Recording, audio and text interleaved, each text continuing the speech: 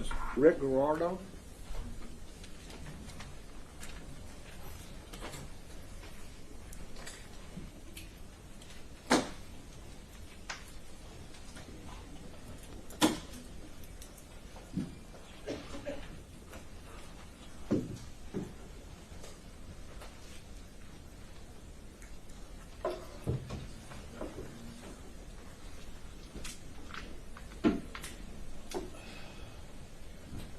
Raise your right hand. You solemnly swear the evidence and the testimony given in the cause will be the truth, so help you God.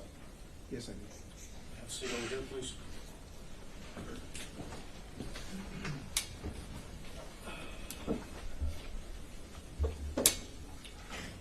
You may proceed.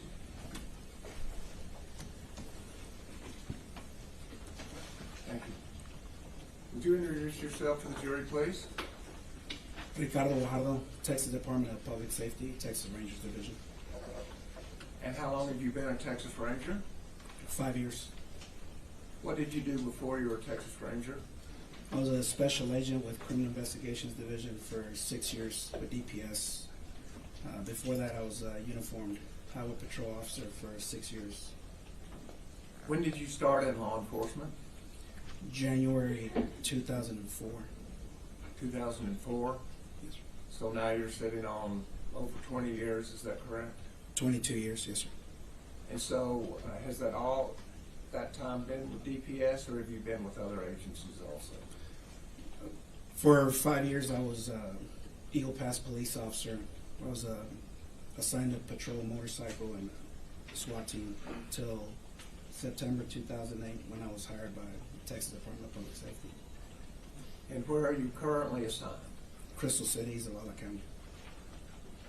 And back on 2022, May 24th, where were you assigned? I was assigned to the Cotulla office, which is in LaSalle County, but my secondary county was Zavala County.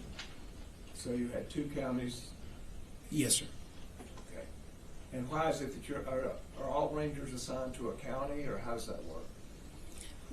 Most of the rangers are assigned to, they have an office in a certain county. Some rangers cover more than one county, often up to 3 counties at one time, depending on the terrain. And you were assigned 2 counties at the time. Yes. So how far was your home base from Uvalde? I would say about 40 miles. Okay. On May 24th, 2022, did you go to Uvalde? Yes. For what purpose? I was told by my lieutenant that we were responding to an active shooter in Uvalde. And how long did it take you to get there? I don't remember. Okay, fair enough. Well, when you got there, were you given assignments to do? Yes. Can you tell us what assignments you had? When I arrived there with my lieutenant, one of the first things I was assigned to was we had children that were leaving the Robb Elementary through the south side of the school. So we were assigned to keep them off the street and get them to a vacant lot so that they could be later transported by school buses for accountability purposes. So other officers had already had other assignments, and this was what you were given to do? Yes. And is that the assignment that you carried out? Yes. And how long did that take? I don't remember how long we were out there for. Fair enough. After that assignment, what was your next assignment? We entered the Robb Elementary property through the south side, and I met there with my supervisor and 2 other rangers just to get an assessment of what had occurred. And after getting that assessment, what was the next thing you did? We moved to I was approached by a highway patrol sergeant who advised me that there was still a teacher with children in a classroom.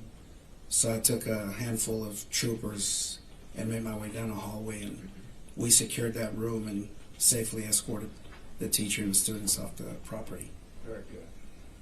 Eventually, were you placed in charge of any of the investigation? Yes. Can you tell us what that was?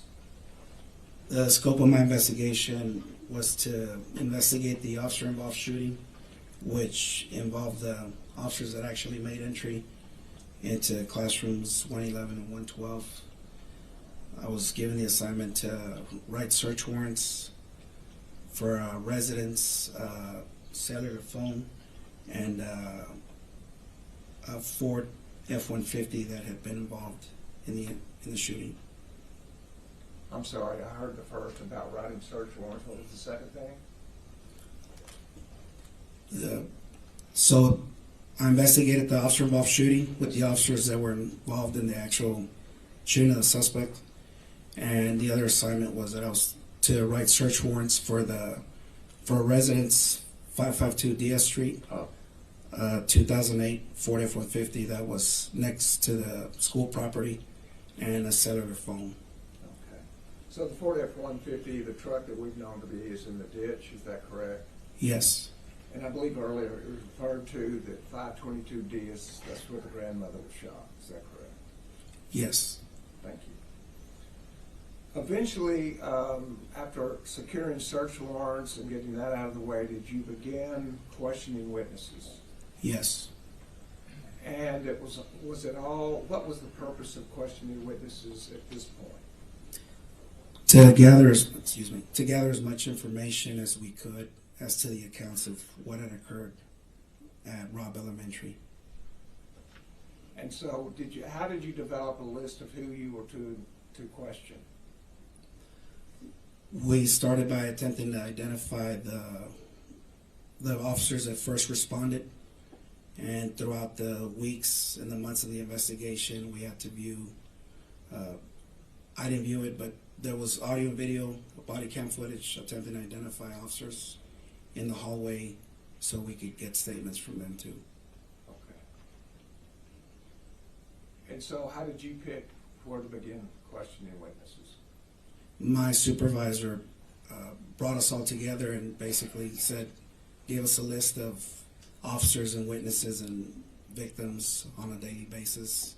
So we'd cut them up between however many rangers were working that day, and then we'd go down the list and just start calling witnesses or the officers or victims to get statements. At that point, had any suspects been developed? Yes. As to the officer-involved shooting? The only suspect that we identified was Mr. Ramos at the time. I apologize. Yep. The gunman is the suspect that you're Yes. talking about? Yes, sir. Okay.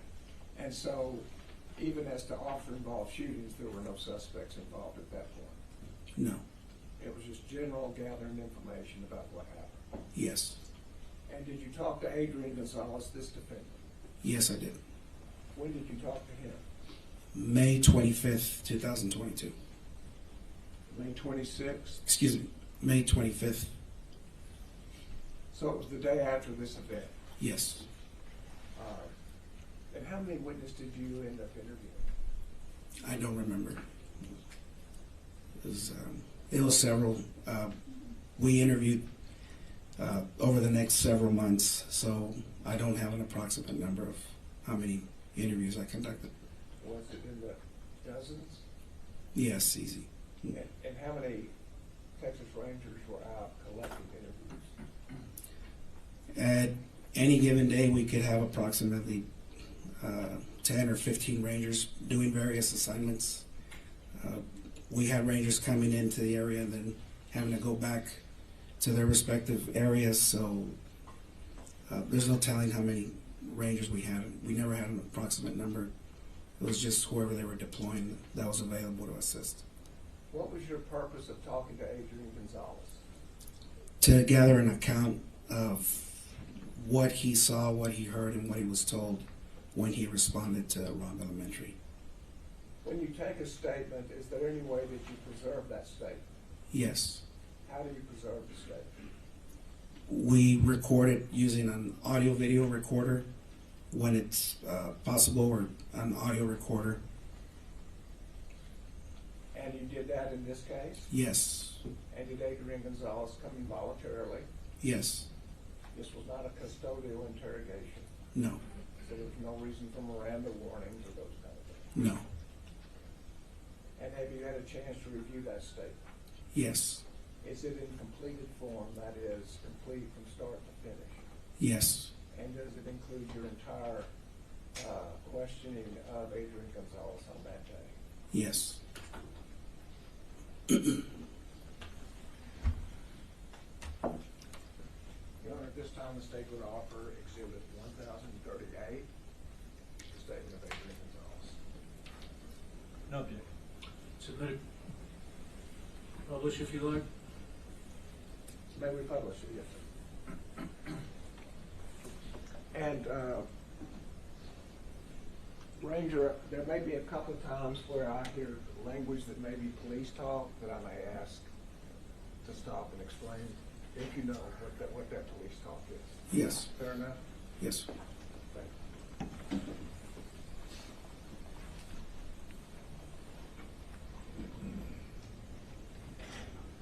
And if you'll stop it right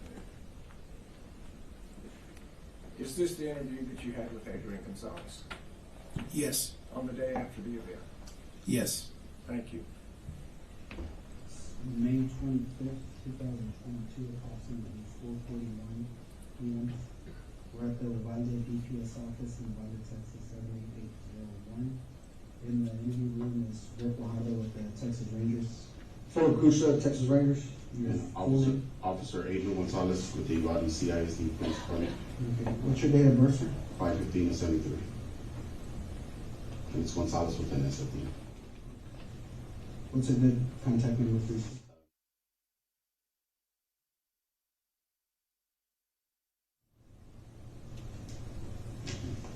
And your address?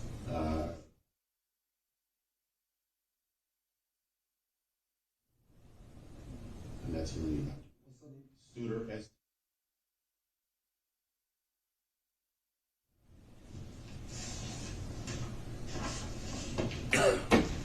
What's your radio numbers? 422. How long have you been employed with the school district? With the school district PD since July, about 10 months. So you started in July 2021? Yes. Okay, to present. And before that, sir?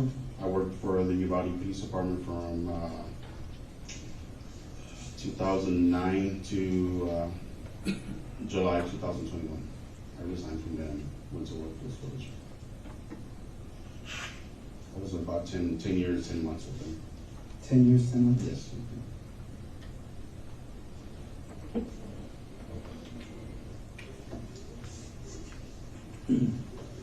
So working for the school district police, what school are you assigned to? The Uvalde High School. How long have you been there? I've been there since school started.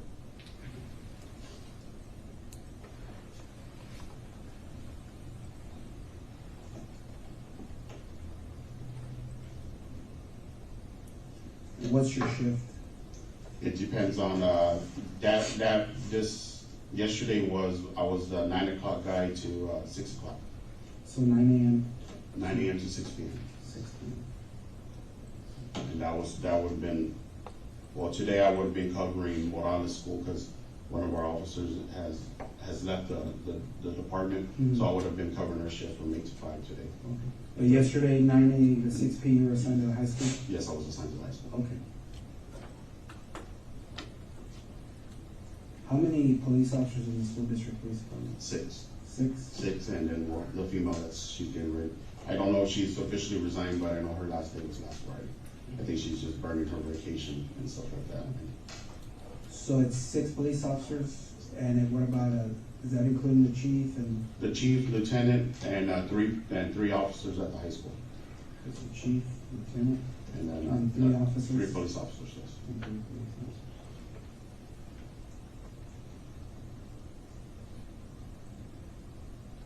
So the 6th one would have been the female that just? The 6th one's actually housed. She covers her campus is Morales Junior High, which is the junior high. But you said she's leaving? She wasn't on scene. Actually, Officer Ruby Gonzales was covering the school. Okay, Officer Ruby Gonzales? Ruby, Okay, and that one's Gonzales with the Z. okay. She was covering Morales Junior High, Monday and Tuesday.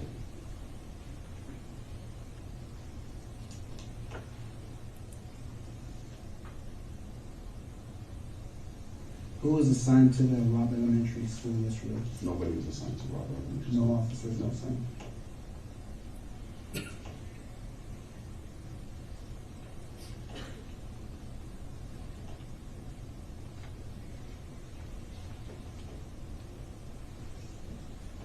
How many schools do you have in Uvalde that you guys cover?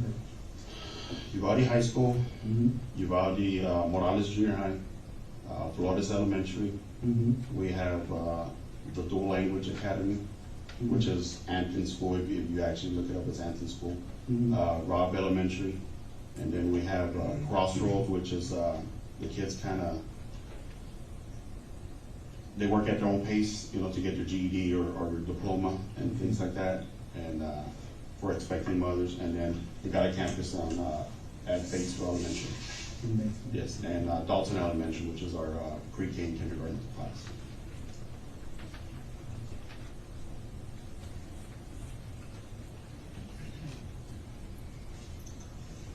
So during the day, are you guys assigned marked units? Yes, we have a marking unit. Okay.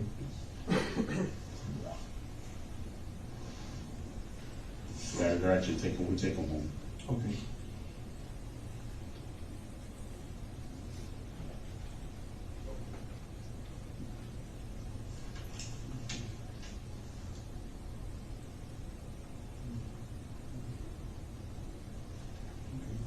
So, going back to yesterday, can you walk me through just basically your entire workday from the time you checked on what you did and then how? Okay, I checked in at the high school right before 9 o'clock, Mm-hmm. and I actually met one of the sergeants from the police department. We're out there talking for a little bit. Mm-hmm. He asked me if I was going to go to the park, which is we call it the Western Park, the Mexican Park. It's actually named the Parque de Jardín de los Héroes, Mm-hmm. you know, Park of the Heroes. Mm-hmm. The senior class was having activities out there for them, which is a senior class because they're getting ready to graduate. He goes, "Are you going out there?" Because they told us to actually patrol the park. I go, "No, nobody's told me." Then my Lieutenant Mike Hernandez texted me and said if I can go out there from 9:30 to 11:30 with the seniors. Okay. So I got on location to the Western Park, drove around because there's some of our local, you know, I guess drunks hang out there just, you know, waiting, just, you know, doing whatever, utilizing the restroom, you know, taking baths and everything like that. So patrolled it. There was a couple of people there, just drove around because the kids, like I said, towards I want to say the back end of the park, there's a little basketball court and a volleyball court. Some of the kids were playing basketball, and the two people that I observed were actually sitting on the park bench. So I just drove around, just let them know that I was there. Okay. Parked a couple of spaces, stopped, looked to make sure everybody was, you know, nobody was getting approached. Drove around, finally got off, and, you know, interacted with the kids and the principal and some of the staff. I want to say maybe about 11:15, they started debriefing the kids, telling them, you know, we're going to get ready to, because they bus them out there. So they had about 4 to 5 buses out there in the park. So they were telling them, hey, we're going to give you some packets. The packets were for the pictures for graduation. You need this, and you need to turn in before the day of the graduation and stuff like that. So they were telling the kids before they get on the bus to make sure they're, you know, stuff like that. So some of the kids started walking towards the bus, and then I heard on the police radio of 1050, which was an accident at Geraldine and Grove Street. So I told the assistant principal, Joel Barbosa, hey, I'm taking off. I go, there's an accident by the school. So at the Western Parks, I want to say maybe about the 800 block. Rob is like 400 block of Geraldine. So I came up, I left, and then when I was actually getting in my car, I heard the radio traffic that the guy has a gun. So I turn on my red and blue lights. I'm not running sirens, so just red and blue lights. I come out of the park, which is Farrar Street, take a left on South Farrar, because the park's actually on Farrar Street. So I go up Farrar Street, cut on West Garden, the 300 block, 400 block, and then I go up South Evans Street. Okay. From South Evans, I hit Geraldine. Mhm. So Geraldine actually is where the school's at, sits on Geraldine and Old Carrizo. Mhm. When I approached, if, I don't know if you're familiar with it, Geraldine has a little twist on it. Mhm. Okay, towards the back of the school where the vehicle was at, Yes. there was like a half a block up, there's a little twist. So when I came up, I heard the traffic. I don't know if it was when I was on Geraldine on Evans that he was running towards the school.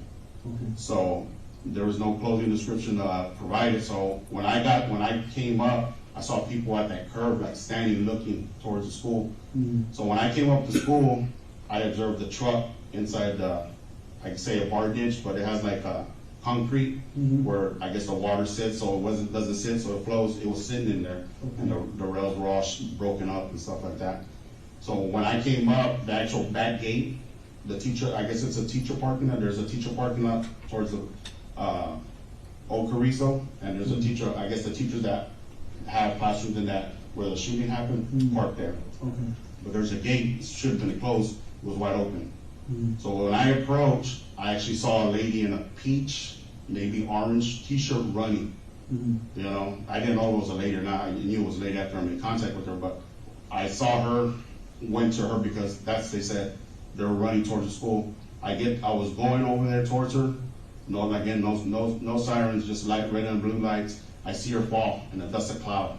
Mhm. So I get to her and I realize she's one of the coaches. I don't know her name, dark complected coach, short hair, boyish, tomboyish coach. Mhm. And she tells me, he's over there. I go, who's over there? He goes, he's over there, the shooter. He's wearing black. I go, where? So when I turn, actually, my vehicle's still there. Mhm. At the school, it's the Crown Vic that says UCISD. Mhm. It's close over there. So when I get out and I approach her, she's like, he's over there. I go, where? She goes, he's over there. He's in black by the teacher parking. So when I look, I start hearing rounds going off. I don't know where they're coming from, but I just know they're getting muffled. They're behind the building. Mhm. So then I hear like banging. So I think I under my radio, I don't know if I break. I said, hey, shots fired at Robb School. And then I tell him, the general location where he's at. So I start moving up, trying to get from front of my vehicle to the back. There was the only thing that was the tree and then the building. So I started walking towards there, and then I see an officer, one of the PD officers coming, and then all of a sudden I see like glass coming out and firing. Somebody firing in glass. A couple of rounds come out of the glass, and I tell the PD officer, get back. It's coming from over there. Mhm. So we get there. I want to say Sergeant Page from the Uvalde Police Department show up, Mhm. and the chief show up. Chief Adolando show up. Okay. So the chief, Donald Page, and myself go in on one side. Lieutenant Martinez from the Uvalde Police Department and Sergeant Canales come in through the other side, through the back door. And What door did you enter? I entered the door where my vehicle's at, so it's going to be the south door. Okay. Because the school's right here. Yes. And then there's a big field, Yes. and then this is a ravine, right? Yes. And this is where the vehicle was? Yes. So you approached, There's a gate Right. right there. Yes, Okay. there's a gate. Yes. okay. So you parked here? No, I drove in because, like I say, I saw that lady running. Mhm. She was actually about right here in this area. Okay. So I made contact with her. There's like a breezeway with the kids, like an onyx. Yes. Okay, I made contact with her, and she tells me he's over here. She's pointing this way. He's over there. He's dressed in black. I go, where? And she goes to the teacher parking lot. I want to say I saw a black car at that end, and then I started hearing the rounds go off, and then like banging, like somebody hitting a metal door. Mhm. I can't see nothing because it's behind the building. I can't see it. So I notify everybody on the radio the best I could, and then as soon as I start walking over there, I see the rounds come out of the window. Okay. So when you drove through this gate, you said it was open? That gate was open, Okay. and it should have been locked. How far did you drive in? To where my vehicles stopped. Yeah. There's a pavilion back here, like a big seat, Yes. big roof. Yeah. So it's in between the In school between, building? yeah. Okay. So you park here, because I know that there's a hallway that goes. Yeah, there's like a walkway. Yes. Okay. Actually where the vehicle's sitting at. That's where I actually stopped at. Okay, so you drove up to her, Yeah. and she's pointing that he's over here? Yeah, he's behind the building in the black. He's dressed in black. Okay. And when you drove through, did you see anybody? I didn't see anybody. Okay. Does your unit have a camera? No. So there's no audio, video in your? No. There's Okay. no. Do you guys wear body cameras?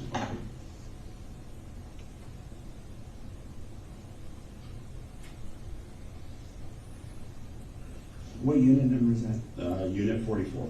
Unit 44. What kind of vehicle is it? It's 2019, Mhm. maybe Ford Fusion. Ford Fusion. Yeah, white and color.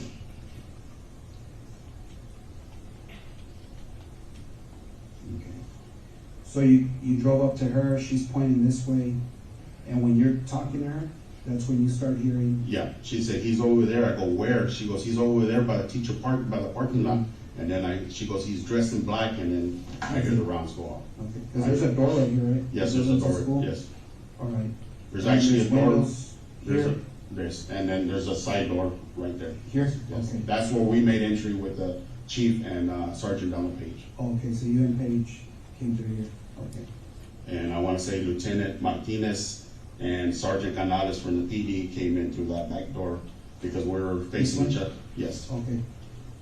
In Canales, you said? yes.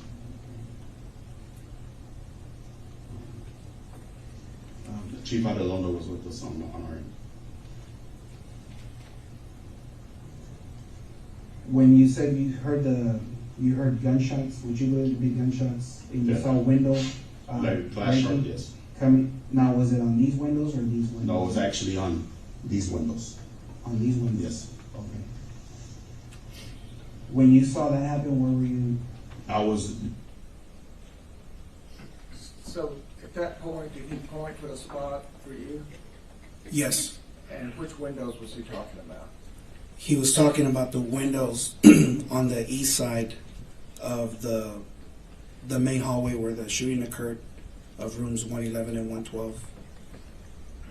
And so, looking at Stacy Exhibit 1, you're familiar with the Robb Elementary setup, are you not? Yes.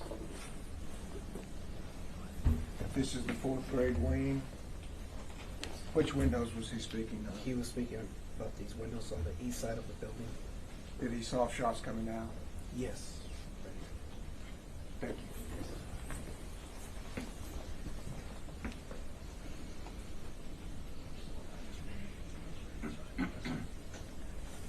there was actually a tree right there in that area. Yes. That area. I was walking towards the building. Okay. So when you made entry with Adrian and Chief Arredondo, what did you see inside the school? Just when we opened the doors, it looked like, have you ever seen somebody sell a fire extinguisher? Mhm. The smoke, that's what it looked like. You know, Okay. smoke burn, something burning, So we went in there, we kind of knew he was in that area because I kind of told him, I don't remember if I told him, hey, it's like 3 or 4 windows down. Mhm. He's in there, so we kind of all, came in together. And I didn't see Lieutenant Martinez get hit, but I don't know what he did. Mhm. That he started firing, and then you see him go like that, and everybody scooped back. So I think he got hit. So we kind of moved back, as we're departing because he was laying fire.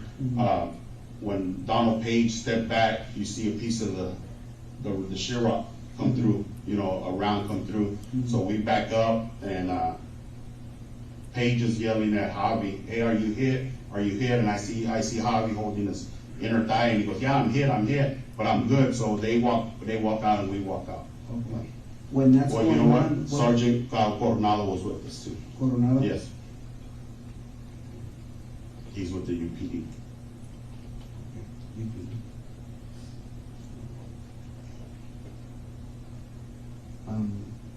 When these gunshots are going off inside where exactly are you inside the building? I want to say I'm going to be by the first classroom, Mhm. right here. Okay. Do you know what number it is? No, like I said, there's a hallway. Yes. It's a hallway, so I'm going to be the first one right here. Then I want to say Page is right here. On the same highway, but across the hallway? I'm actually on the back hall, the back wall, and Page is on this front wall, and Chief and Coronado's on this side. Okay.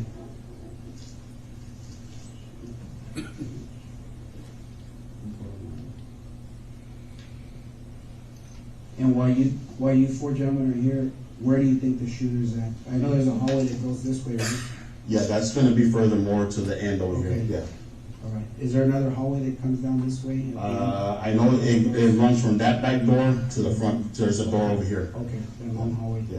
All right. So I want to say there's a hallway here, Mhm. and like I said, Lieutenant Martinez was here and Sergeant Canales was there. Okay. So- So they were in front of you? down They were in there? front of us, yeah. Okay. We were like, angled in it that way. Okay. You didn't see Martinez get hit, No. but you just, when did you notice that he might be? Because he's brought it down, and then I heard Paige tell him, "Are you hit? Are you hit?" And he said, "Yeah," and he like moved backwards, and everybody kind of went back because he started laying around. So I don't know. Like I said, I talked to him. He said he kind of peeked in, and that's when the rounds went in. But he said he never saw him. Mhm. So the classrooms were dark. From my point of view, the classrooms were all dark. So Okay. Were the teachers that turned off? yeah, the teachers are instructed to turn off. That's part of the lockdown procedure. Okay. What else is part of the lockdown procedure? Whenever something like that happens, there's a threat on school, they go on a lockdown. Okay. Doors are supposed to be locked, Mm-hmm. all doors, outside, inside the hall, inside that hallway, and all the perimeter should have been locked. Okay. For some reason, I guess they weren't, Mm-hmm. but that's the process of a lockdown. But the lockdown didn't come into effect till the shooting was already occurring. Okay. Yeah, because we have it's called a Raptor system, Mm-hmm. and that sends automatic notification to everybody on campus, all the teachers either through their laptops or their iPads, whatever they have, it sends them the system and it automatically goes to lockdown. And the front office should deploy something over the intercom saying the lockdown, so. Okay. So, you guys how many rounds do you think you heard when you were inside the building? Inside the building, 7 to 9 maybe, 7 to 9 Yeah. rounds? And when you were outside? about 13 or 14 rounds. 13 or before you guys actually Yeah, went into maybe, it? yeah. Okay.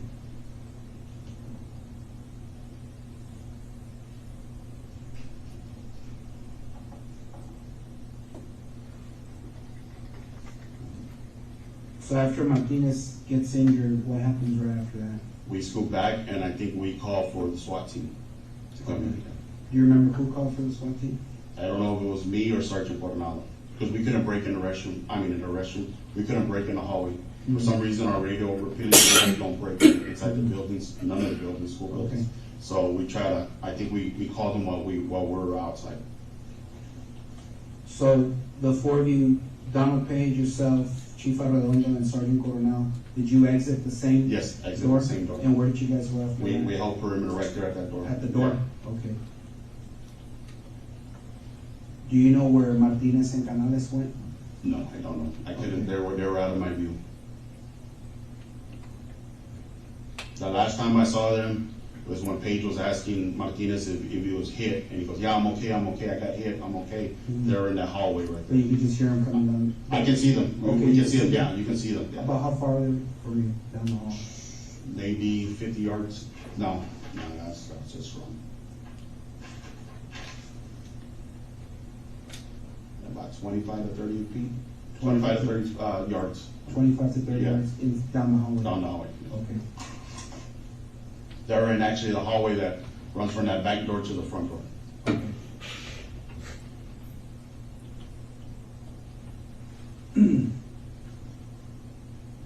So you guys exit, and then who started calling for the SWAT team? I want to say either I broke or Coronado broke. One of us broke because, like I said, we weren't getting service. So we walked out, and I want to say I called, but I don't know if I called to activate the SWAT team. Okay. I called the dispatch. Now, during the break that you guys went outside, were there still No rounds more, being no. fired? Okay. How long do you think you guys were out there for? Maybe 20, 30 minutes. 20, 30 minutes?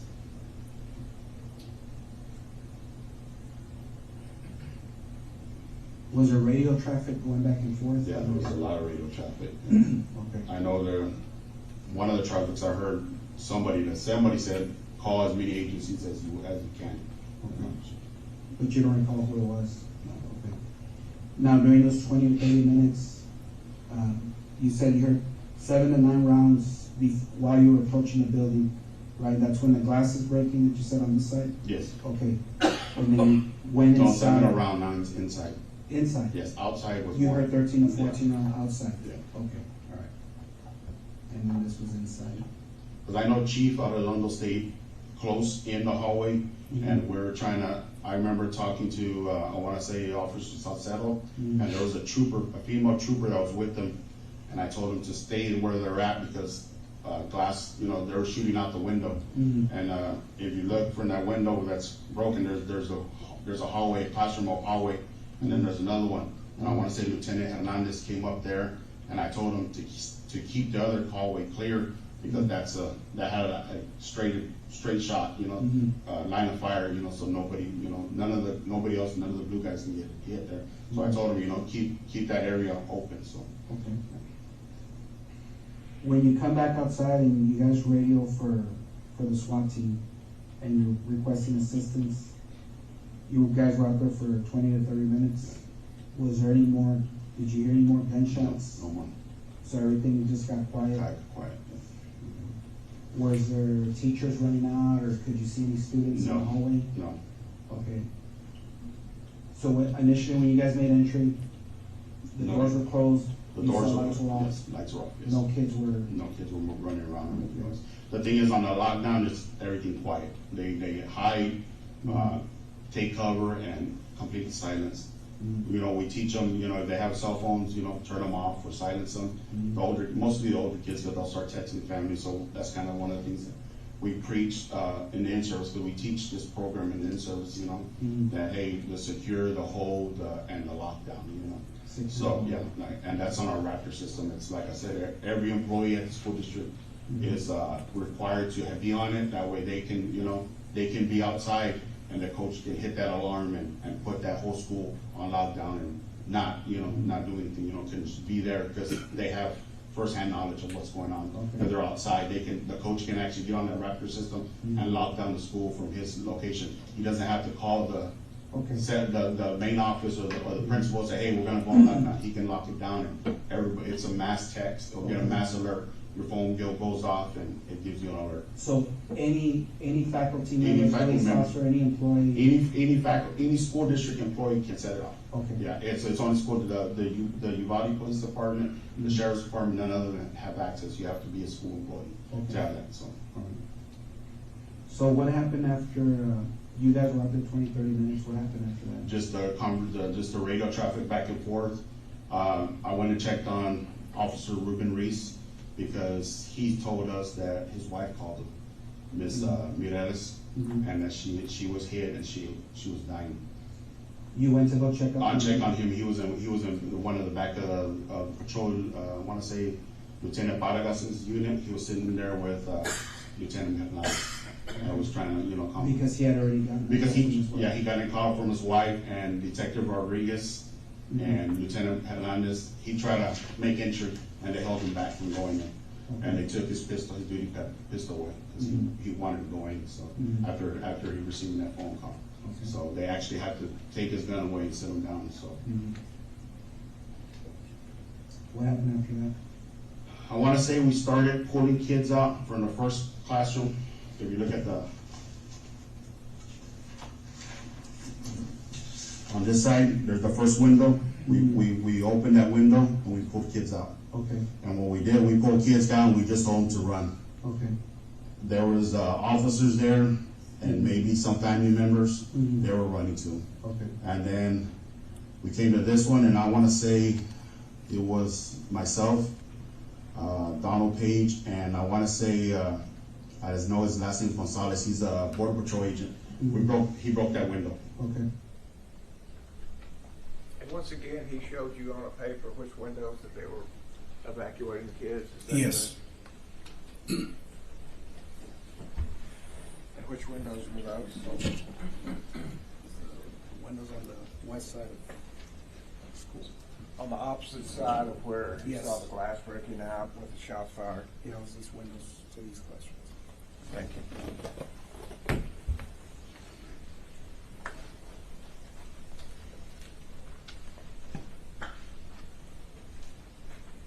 Broke that window, and then we pulled kids out of there, and we just went strategically all the way down, pulling kids out of the windows, breaking windows.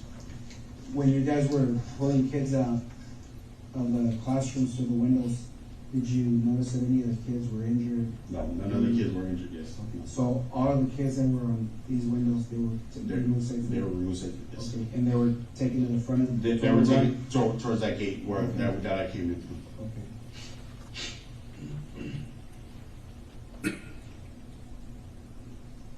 During all this time, is there any more gunfire that No. you hear? Okay. Somebody came up and said there's gun, I guess the Vortex team was coming up, and I wanna say somebody said there's gunfire, but I didn't hear it. Mhm. But somebody said it, you know, Mhm. just, who said it, I can't tell you, because like I said, there was at least 30 to 40 people hunkered down right there at that entrance, you know, just Mhm. people waiting to, you know, Mhm. get there and stuff like that. You Mhm. know, I guess the Vortex team was waiting for their guys, and, you know, troopers were getting there. Everybody it was just a big old cluster, you know. Mhm. Okay. What happened after that?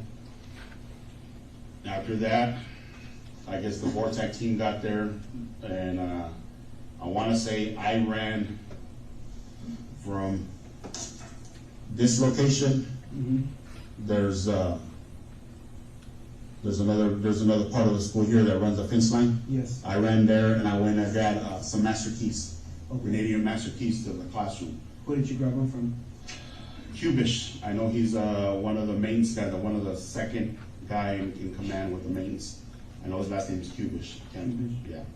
I actually met him by the cafeteria. Okay. Met him there, and he gave me the key, and he said, our master or something. He said, one of those will open all the doors. Okay. Now, you were by the door for 20 to 30 minutes, and then you said you went to go Check check up on Ruben Reese. Ruben Reese? Yes. And you said he was with Lieutenant Vargas? Lieutenant Hernandez. He was in Lieutenant- Lieutenant Vargas' car. Okay. And Lieutenant Vargas is fine. Mariano Vargas? Yes, sir. Okay. And where were they stationed at? There were, I want to say their vehicle, there was teachers parking right here, they were somewhere in that area. So there was teachers already coming into the No, the gate? teachers were already parked there. Oh, okay, they Yeah, were already parked right there? there, yeah. Okay, so he parked behind the vehicles? I want to say he's parked somewhere in there, his vehicle's actually still there. Okay. It's a black Tahoe, How long were you there with Ruben Reese and Lieutenant Vargas? 10 minutes maybe. Mhm. Just assessing Ruben Just, Reese? yeah, making sure he was okay, because he was like, she's in there, she's bleeding, maybe she called me, I could, Ruben, calm down, you know, trying to calm him down. Mhm. But, you know, he was like, I guess in the days, he was just, Mhm. Okay. Is that where you ran to go meet Cubish for the? yes, because we have our school radios, and Mhm. Lieutenant Hernandez called me and said, hey, can you go get keys from the office? So I tried to call Officer Gonzales on our school radio, she wasn't breaking in the location she was at, and we ended up meeting there at the actual office, Mhm. and she was looking for keys, and I went and got them from Cubish in the front, so. Okay. So after you grabbed the keys, where did you go from there? I went back to the front? to the front, to actually back right here, and I met Ranger Kendall, and I gave him the keys. Okay, so you gave the keys to Ranger Kendall? Yeah.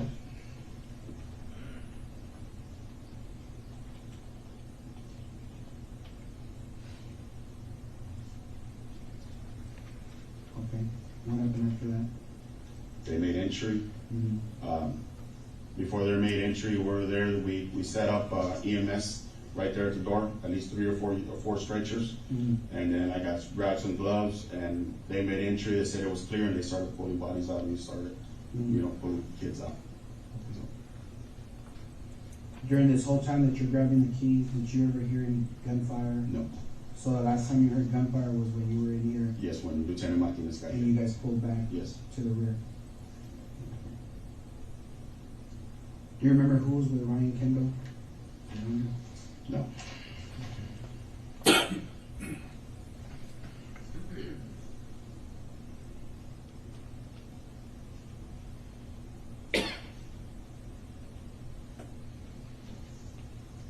And they made entry through the side door, right? On this one? Yes, they made entry to there.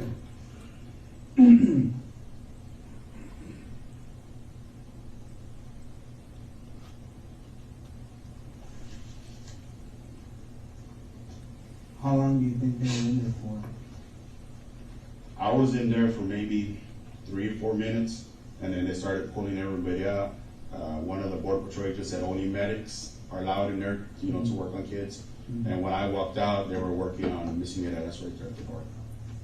And right That now, door, okay. yes.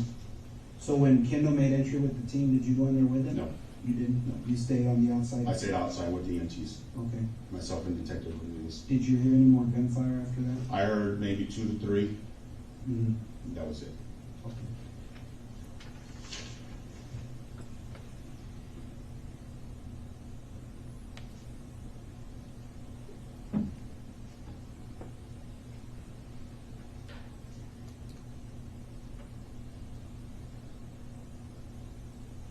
And they were coming from inside the school? Yes. Somebody said, hold the line, hold the radio, because they were making entries, so, Okay. right before they made entries. I want to say that's going to be Officer Michael Water that made that remark. Mm-hmm. And the voice is kind of, his is his deep voice that, you know, I can see him behind me, I know he's talking, so I worked with him for several years, so. Officer Michael? Michael Wally with the Uvalde Police Department. 320.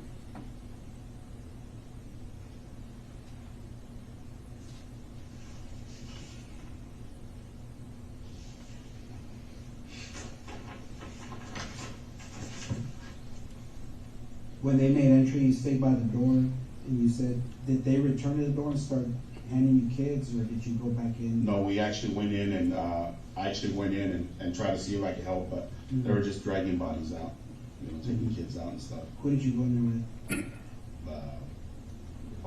I just followed the group that went in, so Mm-hmm.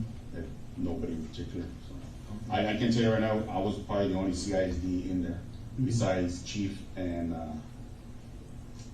I think just Chief. The Chief was on. I saw Chief in there, so. Okay. But I was nowhere near him, so. So you two, Chief Arada and yourself, were the only ones from? I want to say From from school Uvalde district that School was Studio? in there. Yes. But you didn't go in with the initial? No, I didn't go entry with team? Okay. entry team. You just waited? Waited. Yes. Okay.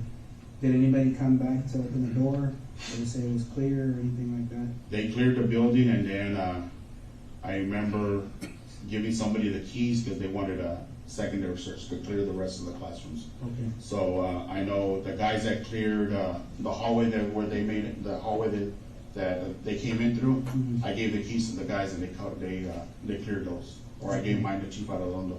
I gave them the keys. I go, here's our master keys. And there's 2 master keys out, Mhm. so they were checking them. Okay. Ranger Kendall had one of the sets? Yes. Okay. How long do you think you waited when they made entry? How long do you think they were in there for? Maybe a couple of minutes, 2 or 3 minutes, yeah.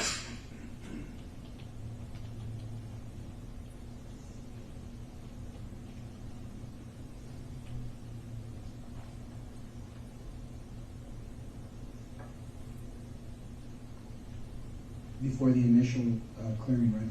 Yes.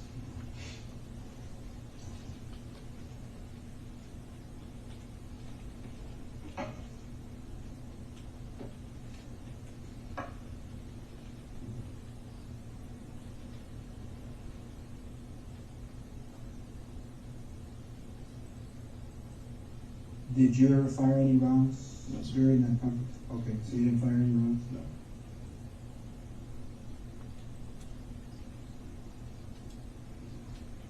What were you, is that the uniform you're wearing? Yes. Okay, the exact same thing? Same thing. Minus a tourniquet. Okay. I Okay. gave a tourniquet to one of the EMTs and one of the Portec guys, and we were grabbing as many as we can, so I gave them mine. Okay. Because they were prepping, you know, for the victims.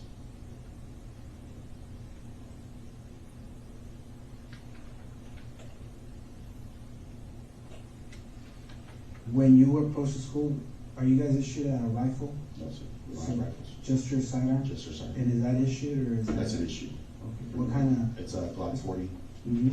by a Gen 5, Model 22? Model 22. 40 And how many magazines do you carry? 3 magazines of 15, and then I got 1 in the chamber. Okay. So 46 rounds total? Yes, sir.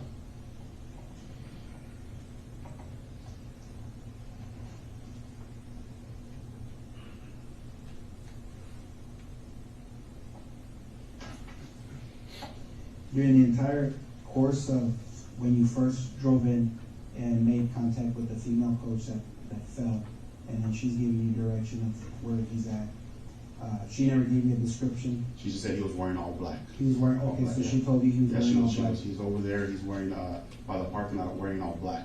And Okay. that's when this round started going on. Okay. Did you ever see the subject? No, I never saw him. Okay. Did anybody that was with you get a glimpse of him? As far as I know, no. Do you know if anybody on the entry team was wearing a body camera? Detective Page, Chief Ricardo? Maybe Sergeant Coronado was wearing one. I can't guarantee you, but maybe Sergeant Coronado or Sergeant Canales.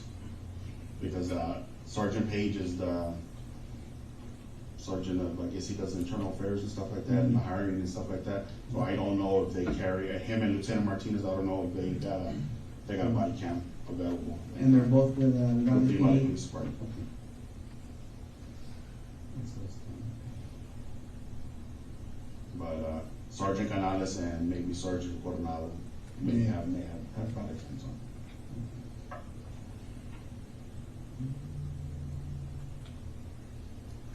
Do you have any questions?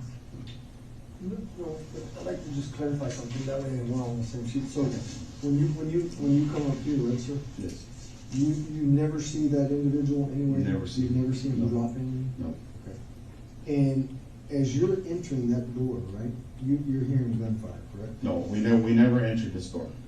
So you never went inside the school? Never went inside the school till I got coverage over here, then we made entry. Okay. Yeah. But as you're standing out here, you're hearing, I heard, I want to ask you about the statement he just made, that I never went in until I got coverage. Yes. We have been talking for quite some time about cover as a wall or something of that nature, cover Yes. from gunfire. Mhm. But it's used differently here, is it not? Yes. And what does, I didn't go in until I got coverage, what does that mean to you as a police officer? He didn't make entry until there was other officers covering the west door.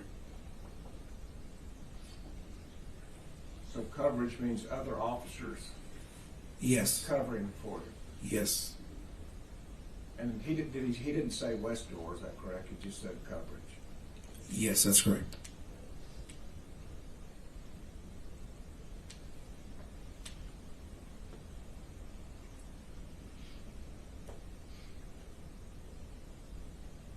Thank you. heard like 3 or 4, and that's what, no, when I went in, no, there's no gunfire. Right. I guess what I'm just trying to make sure I understand is, when you guys went in, right, Yes. you were hearing gunfire? No, not at that time, no. The gunfire is Yeah. done? Done. And then when we try, I don't know, like I said, I don't know what Lieutenant Martinez did, then, 7 to 9 rounds go off. And it's, like I said, it's a high, I can't say it for sure it's an AR-15, but it's a high power rifle. You can hear it, And do you guys take the hallway? What I mean by take the hallway, you guys are inside in the hallway, Yes. right? So do you take that hallway? In other words, are you there? Are you ready to go if he comes out? Yes. And then, because there's no radio traffic and the radios aren't working, do all y'all come out or just you? Me, Coronado, and I want to say Page come out. Chief stands in the area where he's trying to make contact with them. He's trying to talk to him, come out and talk to him. Okay. That was the last of the traffic. Okay, is he inside the building? He's inside the building. So just inside the door, would you Yeah, say? right there, yeah. Okay, so then the only one left in there at that time is the chief, and then it's you Yeah. three are outside. Yeah, we have the door open and we're holding it. Okay. All right. And then you're telling us that as you're standing there, you're hearing more gunfire? No, The gunfire is over. gunfire's over. Yes. All right. I just wanted to clarify that.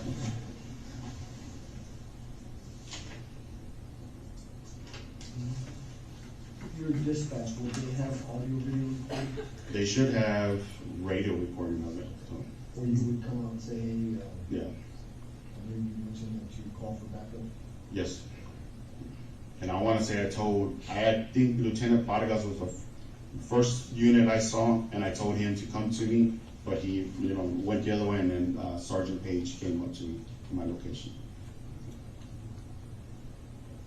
When the rounds are being fired, sir, are you, I don't need the paper, I'm just trying to, as the rounds are being fired, is there a reason why you don't fire? Because I don't see where the rounds are coming from. That way we can Yeah, explain. I know they're coming from the back over here, I just don't know where they're coming from. So, and you know anybody else that you know of at that time fired back, right? Because nobody, Not that, as far as. at least you. At least me, I did not fire, yeah, I And did not. that's because- I didn't see them, I heard them, but I didn't see them. And they're echoing, so I don't know, I know they're coming from the back, I just don't know where from, you know? When you guys made that entry into the hallway, there was 4 of you.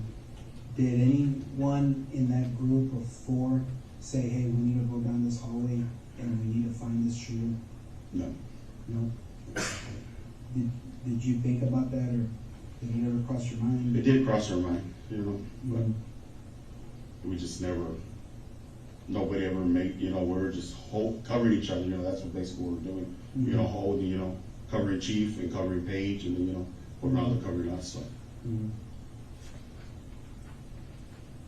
I wanna say there was only one AR, and that was Sergeant Gonzales had the AR. So Everybody else had pistols? pistols. Okay. Did anybody ever suggest that when Lieutenant Martinez was hit, hey, we need to go grab Lieutenant Martinez, or we need to? No, because he was actually mobile. Okay, he was. So, moving. yeah, so it was moving, and I wanna say Lieutenant Vargas, Mhm. called for EMS. Okay. Was Lieutenant Vargas with them? He was in the back, I don't know, I didn't see him, so I can't Okay. tell you for sure. You could just hear. I know he was there because he was the first one that I saw for my location where I was parked, Mhm. and I told him to come to me Mhm. for cover, because he had the bigger unit, and, but he did, We have that word cover and unit there, correct? Correct. That he saw Vargas, I told him to come to me for cover because he has a bigger unit. Would you tell us what that means? From what I observed in the interview, I understood that at some point he may have wanted to use the Lieutenant Vargas's vehicle because it was a bigger unit, bigger vehicle as coverage if he needed it. And so he called Vargas over so he could have more cover. That's correct. But then Lieutenant Vargas went to the west side door, and that's when Sergeant Donald Page went over to Mr. Gonzales and met him at the south door. The next car that came was Page. I believe so. he deterred and went to that area, and then Sergeant Page is the one that came to me.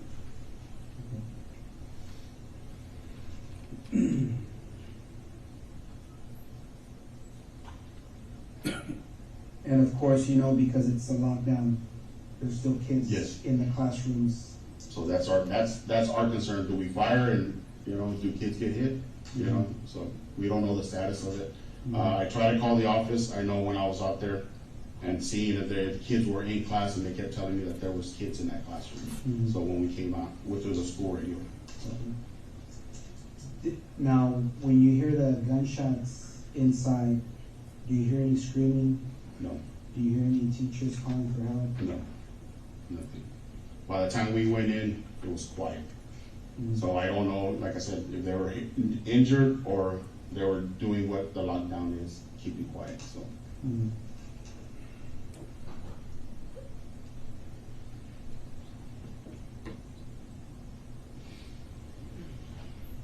Do you know approximately what time the lockdown came into effect through a text or? Check if it's on the Raptor. Sometimes when the alerts go off, they kind of, Is that a map? that's an app, it's a Raptor, How do you spell it? it's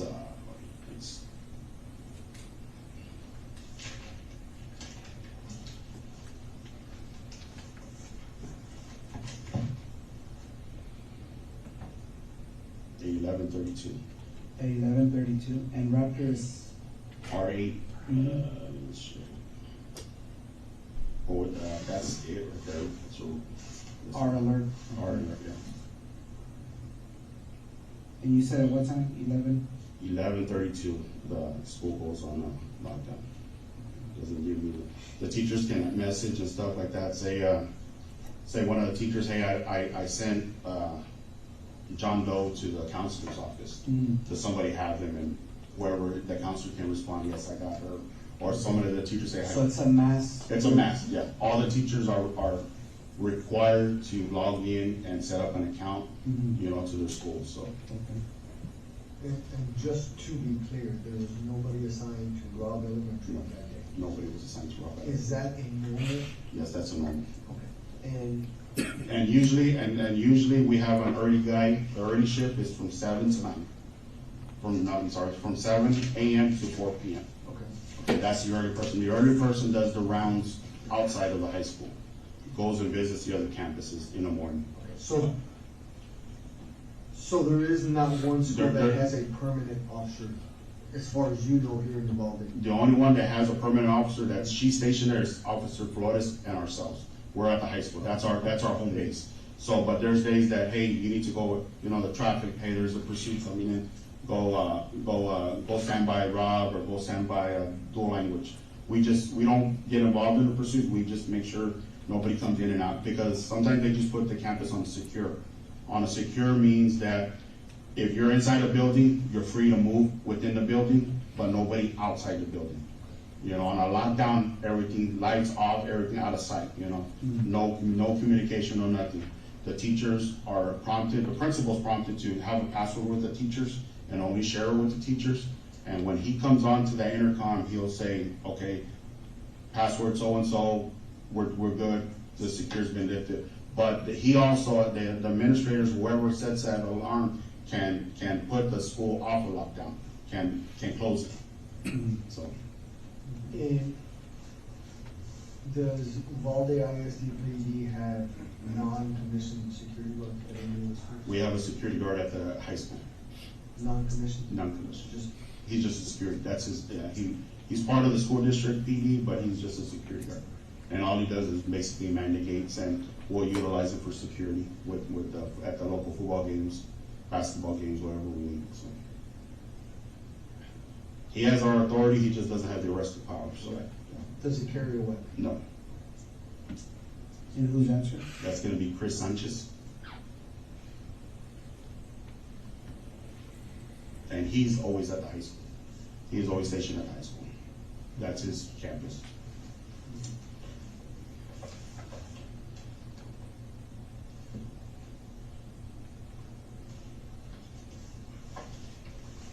Just going back on some notes.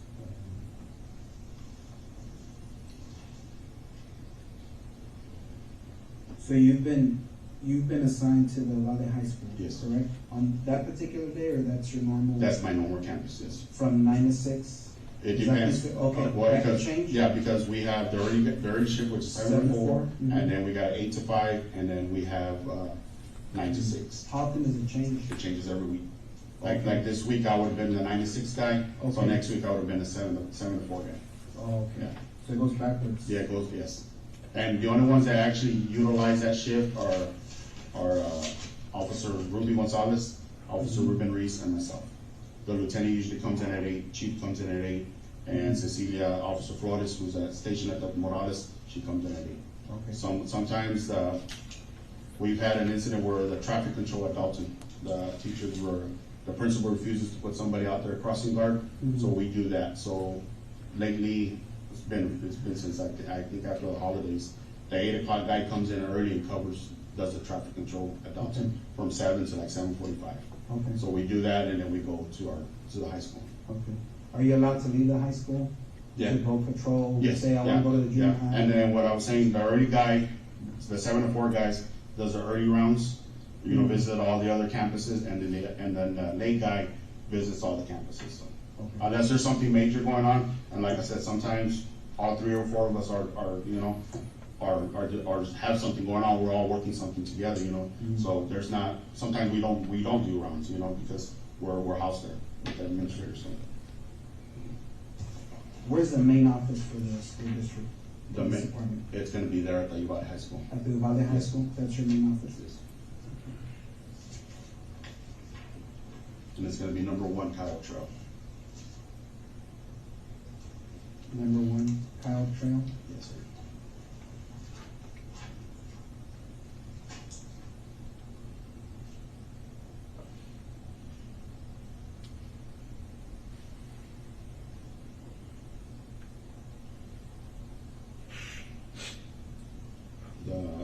chief has his office there, along with his administrative secretary, and we call it the squad room, where she's at, and then all three, Lieutenant Hernandez, Officer Reese, Officer Gonzales, and myself have our own independent offices. Okay, And throughout, we're scattered throughout the, inside of the high school. okay. So the school district police department, you said, is the chief, the lieutenant, 3 police officers, plus the female that recently just left. Yes, 4 officers. Okay, so it would have been a total of 6, like you said? Yes. But right now it's 5. Yes, Okay. And how many marked units do you have? 6 units. 6 units? So every officer. Well, actually, has there's only, well, the 3 Ford Fusions are marked, and Officer Reese is marked, but he has the ghost decals. Okay, And chief and the lieutenants are just explorers, great explorers. They have red and blue lights and sirens, but no decals on them. because they don't do traffic stops? We don't do it, we don't. Okay, so just to be clear, every independent school district police officer has a way to be mobile? Yes, Okay, and they're all take-home units? they're all taking Okay, notes. so at any given time, you can respond from your house if Yes. there's an emergency? And you get, that's within your policy, I guess your police department allows you, hey, you hear something major? Yes. You can yes, respond? Yes, yeah. Is your- And most of the time, we'll hear the traffic, the radar traffic, and we have like a group text, and hey, there's a pursuit coming in. Mhm. They're coming in, and they're gonna be, by either the dual language, which is on 90 West, it's Mhm. closer, it's a block away from 90 West, Mhm. about the 1,000 blocks, so it's there, so if we know it's coming that way, we'll start going to that area. If it's coming off of 83 South, we'll generate towards the Robb area. The early guy that's just driving around patrolling, well, that's their job, you know, if we need to come out more, we'll pull the one that's doing the traffic at Dalton, will go assist, you know. Okay.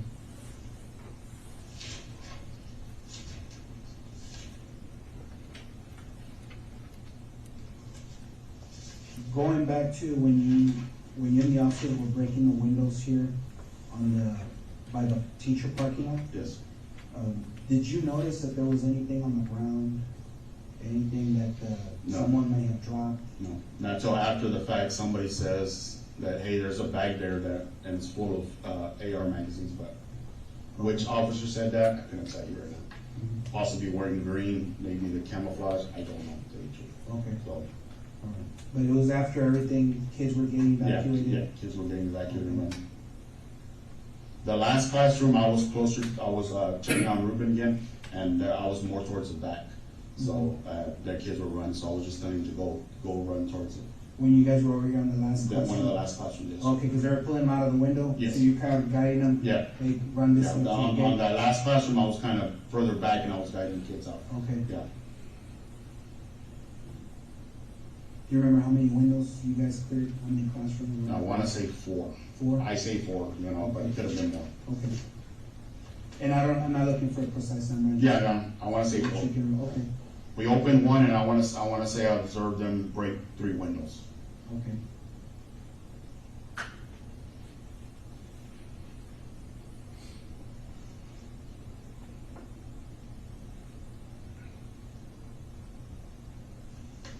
And this is after you guys came back outside to regroup? Yeah. When the shots were fired Yeah. inside? When the shots, there was no more firing. Yeah. Do you know who suggested, hey, let's start? I wanna say it was, Sergeant Page. Sergeant Page Yeah. said, okay. And I wanna say, Corporal, or Detective Landry was there. His rank is a corporal with the Uvalde Police Department.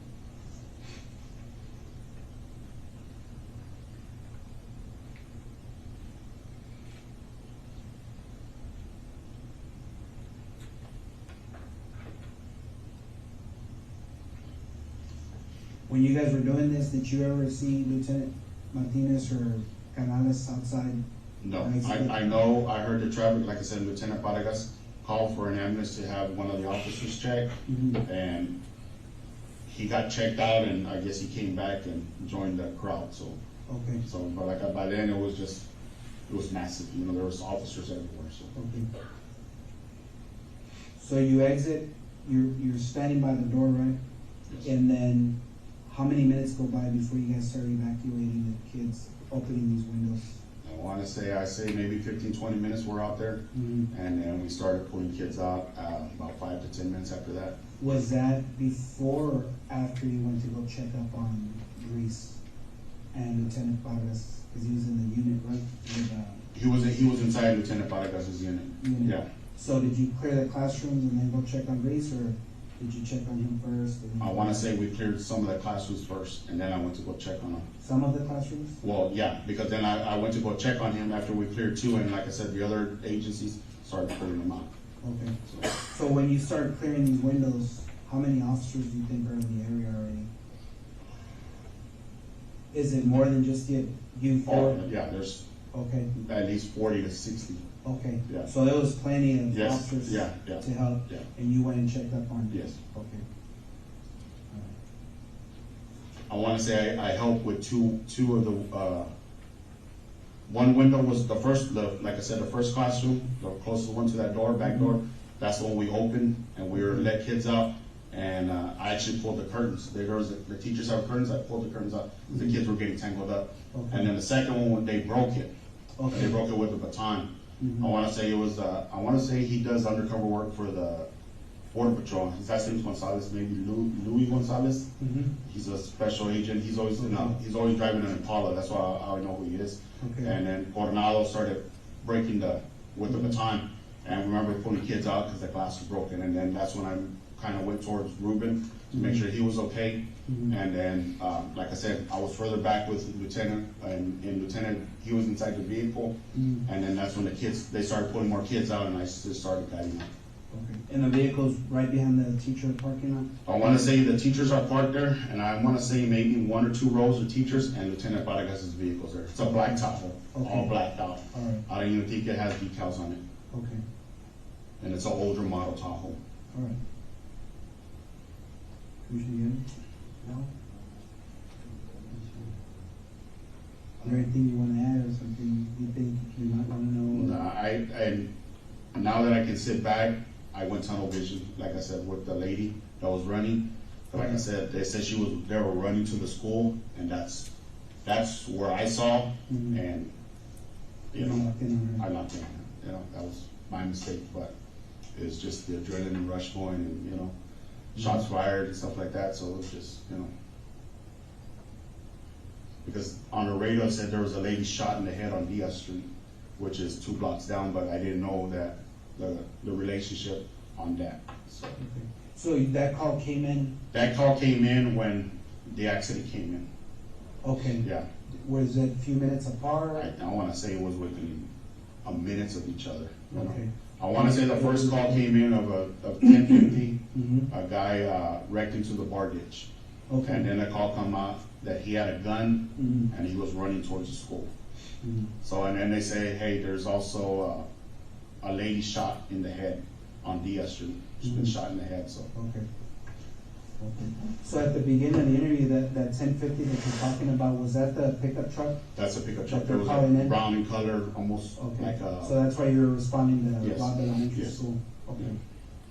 Okay. well, I'm responding because they say the guy's running to the school. I didn't respond to the accident.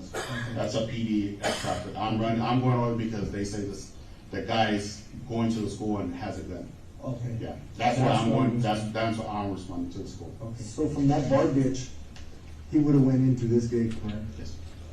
And if he's walking and you're coming in, you saw the lady, so you really never saw him. No. I mean, No, I tunnel vision on her. I shot at her. I went at her. You said she's a female coach, right? Female coach, Short black hair? short black hair, Okay, maybe named Natalie. I'm not sure. okay.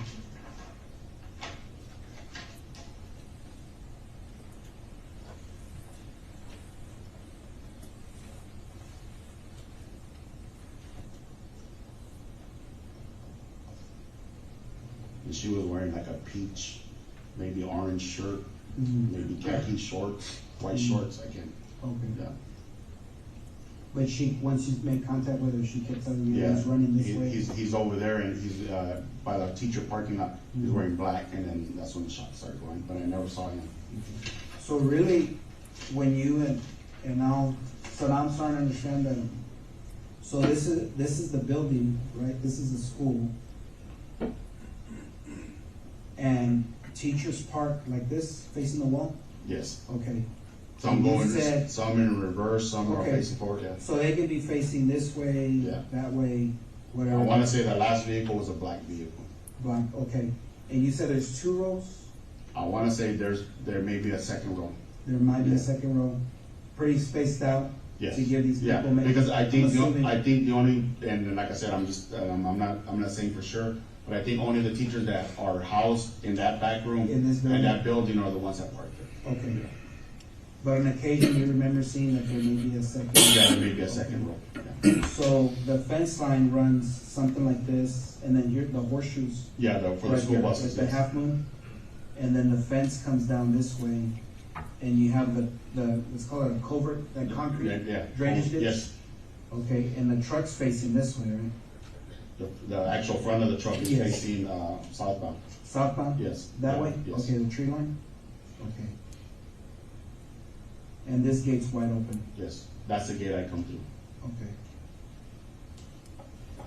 So what I'm saying is, if the female's about right here, the door, and then there's a walkway, because there's a pavilion, I know I There's saw a the tree big there. tree. Yeah, there's a tree A there. pretty big tree, right, it gives a lot of shade.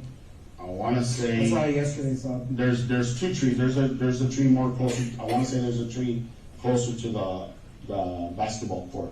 But Okay, that one, the one I'm talking about, maybe about 12 inches wide, 13 Okay. inches wide. because there's a sidewalk right here, right, in front of the classrooms, that goes into this door.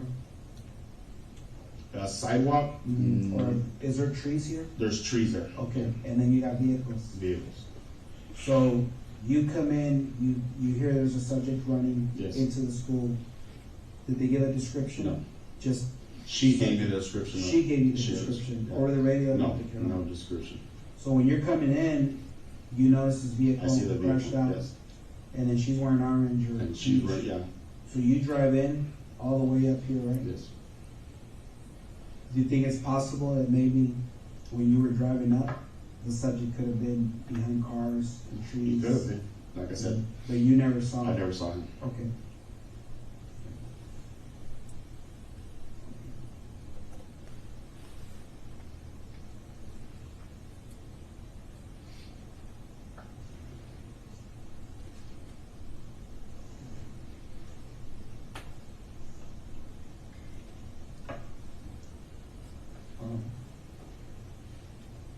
Now I understand. And that weird curve is right here, right? Yeah, and I, like I said, I never saw him make entry, Mhm. so, but that's the gate I came in, because it was wide open, Yeah. you know? So it just makes sense to go into there? Yeah. Okay. Yeah. Alright. Because my thing is, the radio traffic said he's running towards the school. Mhm. And, you know, the girl, the coach, short hair, you know, Mm-hmm. I wanna say maybe Somebody could have between mistaken her? 65, 100 yards away from me. Mhm. You know, I don't have great vision, you know, but it's not bad, but I can see somebody running, Mhm. you know, and just, I went on her. Do you wear glasses? They call shooting glasses, because, to shoot. Okay, but not like reading No, no, not prescription reading glasses, glasses? no, nothing. Contacts? No, Okay, nothing like that. alright, just checking.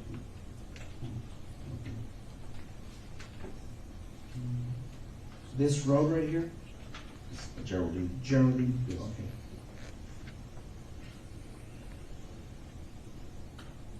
And this would be Old Carrizo? Old Patterson. Okay. And where the truck wrecked out, that's gonna be Grove Street.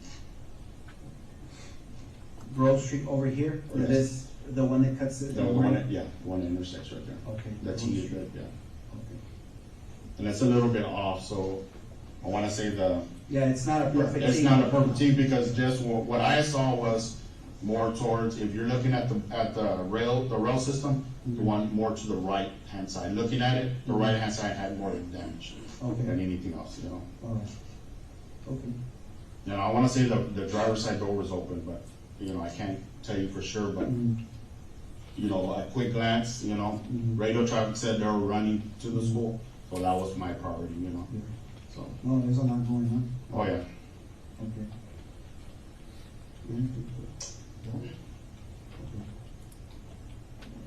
So we're gonna go ahead and terminate the interview. Okay. It's approximately 5:46 PM, and we're gonna stop the interview at this time. All right, ladies and gentlemen, I want to finish that I don't know how much more he has on direct, but go ahead and take your afternoon recess, take about 10 minutes, and we'll bring you back in. Will everyone rise for the jury?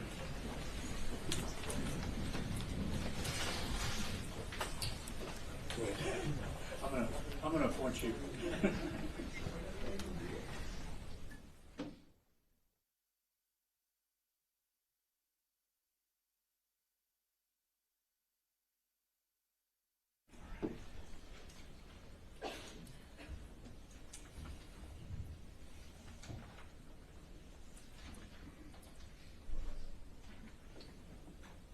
Ranger Guajardo, my name is Jason Goss. I'm one of the attorneys for Adrian, represent him.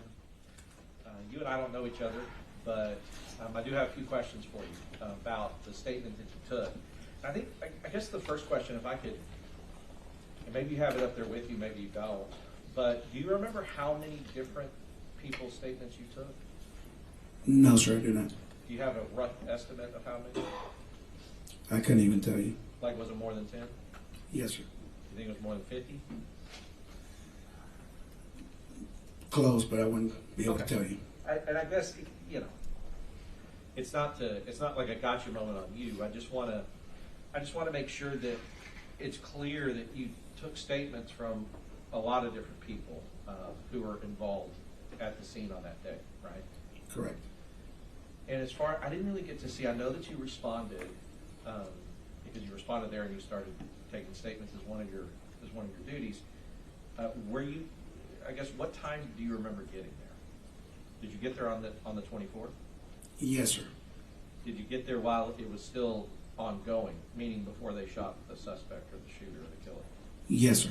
Okay. Do you remember when? I don't remember exactly how long I was there before the suspect was shot and killed. Right. And so what, if I could just walk back through it, what were you doing when you first got there? I know you might have answered it with him, but I don't think I caught it. When I got the call from my supervisor, we responded from Crystal City in Zavala County. So by the time we arrived, it took us a while to get there. I don't remember exactly how long we were on the road for. But by the time I got there, we ended up parking on the south side of Robb Elementary on Old Carrizo Road. We couldn't proceed any further because of all the law enforcement officers that had already arrived and were blocking Old Carrizo Road and Geraldine, which is north of Robb Elementary. So we met on Old Carrizo Road. We pulled off, and I met with my lieutenant. And at that point, my lieutenant was just trying to gather as much information that he could from one of our rangers that was actually inside of Robb Elementary during the event. Okay. So do you know which ranger was inside Robb Elementary? Yes, sir. The Texas Ranger Ryan Kendall. Okay. And I think that we get a reference on that from Adrian's statement. Ryan Kendall was the ranger that Adrian went and I guess gave the master key to. Correct. All right. And so one of the rangers, was that the only ranger that was inside the school? I believe so. Yeah, and I mean, if it wasn't, I'm not going to come back later and go, oh, there was another guy there. But just to your knowledge, he was, to your knowledge, the only one that was there. Yes, sir, that's correct. Right, and then as far as rangers outside of the school, do you know how many of you guys were outside of the school or kind of in that mass of law enforcement? Upon arrival, it was myself and my lieutenant, and then there was multiple rangers arriving at different times, but I couldn't give you an exact number. Okay, that's fair. The reason I say that is because in some of these parts where Adrian said, well, we were waiting here, went to get kids out here, and then we were waiting here, or right before the breach, I was waiting over here or standing over here. That would also apply to all the rangers that were out there. They were waiting. They didn't breach and go in, the ones that you're talking about that were outside of the school, including yourself. Correct. Right. So you were also like kind of out there waiting right before the breach happened, wherever you were. You agree with that? When I arrived, I was immediately given an assignment because we couldn't approach the school anymore because of the traffic on Old Carrizo and Geraldine Street. But immediately after arriving, there was students from those classrooms running south across the field on Robb Elementary towards Old Carrizo Road. So we gathered uniformed officers to kind of keep them off the street and get them to a empty parking lot, or an empty lot, excuse me, that's south of Robb Elementary.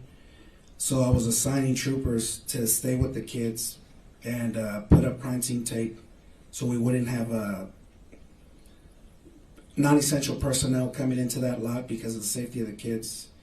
And I was instructing the uniform officers to get with the homeroom teachers if they could, and make sure that the kids at least could find their school teacher, so we could make arrangements to have them bused from that area that was already cleared by law enforcement to get them evacuated out of that neighborhood and get them somewhere safe. And this is still when that monster's in the classroom alive with those kids, right? In 111. Yes, sir. Right. Mm-hmm. And here's why I say it. I don't say it to say that you were doing wrong by not rushing yourself and going into the room. It's that you had other assignments that you were assigned by a supervisor, right, when you first got there. Yes, sir. And you were helping the kids that were able to get out. It's important also that they remain safe in an active situation. You agree with that? Correct. Right. Because, you know, like training can be twisted around to say, well, if you knew the location, your training, alert training says it's your job to run over there and run into the classroom. I mean, training can be twisted that way. You would agree with that? I wouldn't say that the training could be twisted. Every chain of events is going to have a particular way of how you treat it in a critical incident.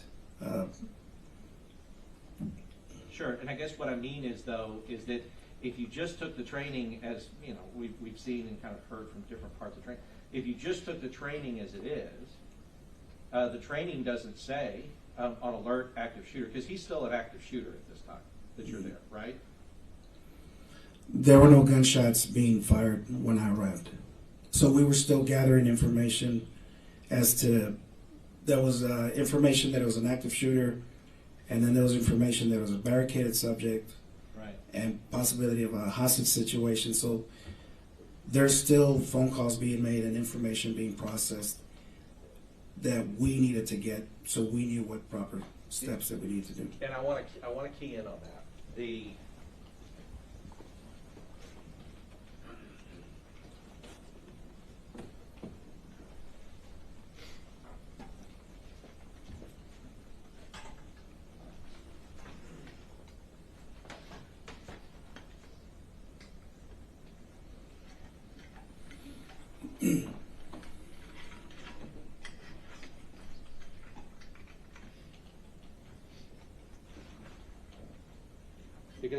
Because I think I think you made a good. I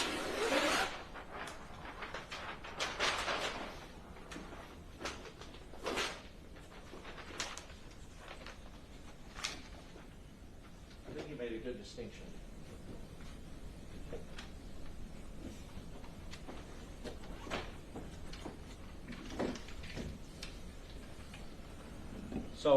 So what I said is I said, well, when you got there was still an and I wrote here one, there was still an active shooter. And you said, well, yes, but we were getting information of, can you repeat that? Of a barricaded subject.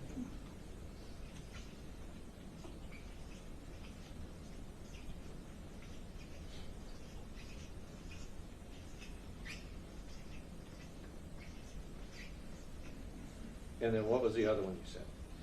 The hostages. A potential hostage situation. Potentially, yes.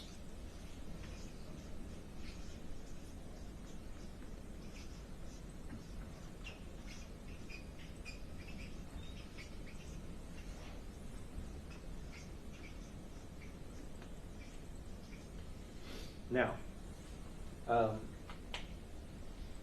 You would agree, because you've had the same, I guess, you as a ranger, you get the same types of trainings that any law enforcement officer in the state of Texas would get through TCO. Yes. Okay. I mean, it's not like rangers are special or different in the sense that, I mean, you know, you might take different trainings, but at least you're getting the same kind of active shooter training, hostage training, barricaded subject training. Correct. All right. And you know that the trainings teach you to respond to these in different ways. Correct. Right. Because if a person is barricaded, you don't necessarily respond to them as if they were an active shooter. Correct.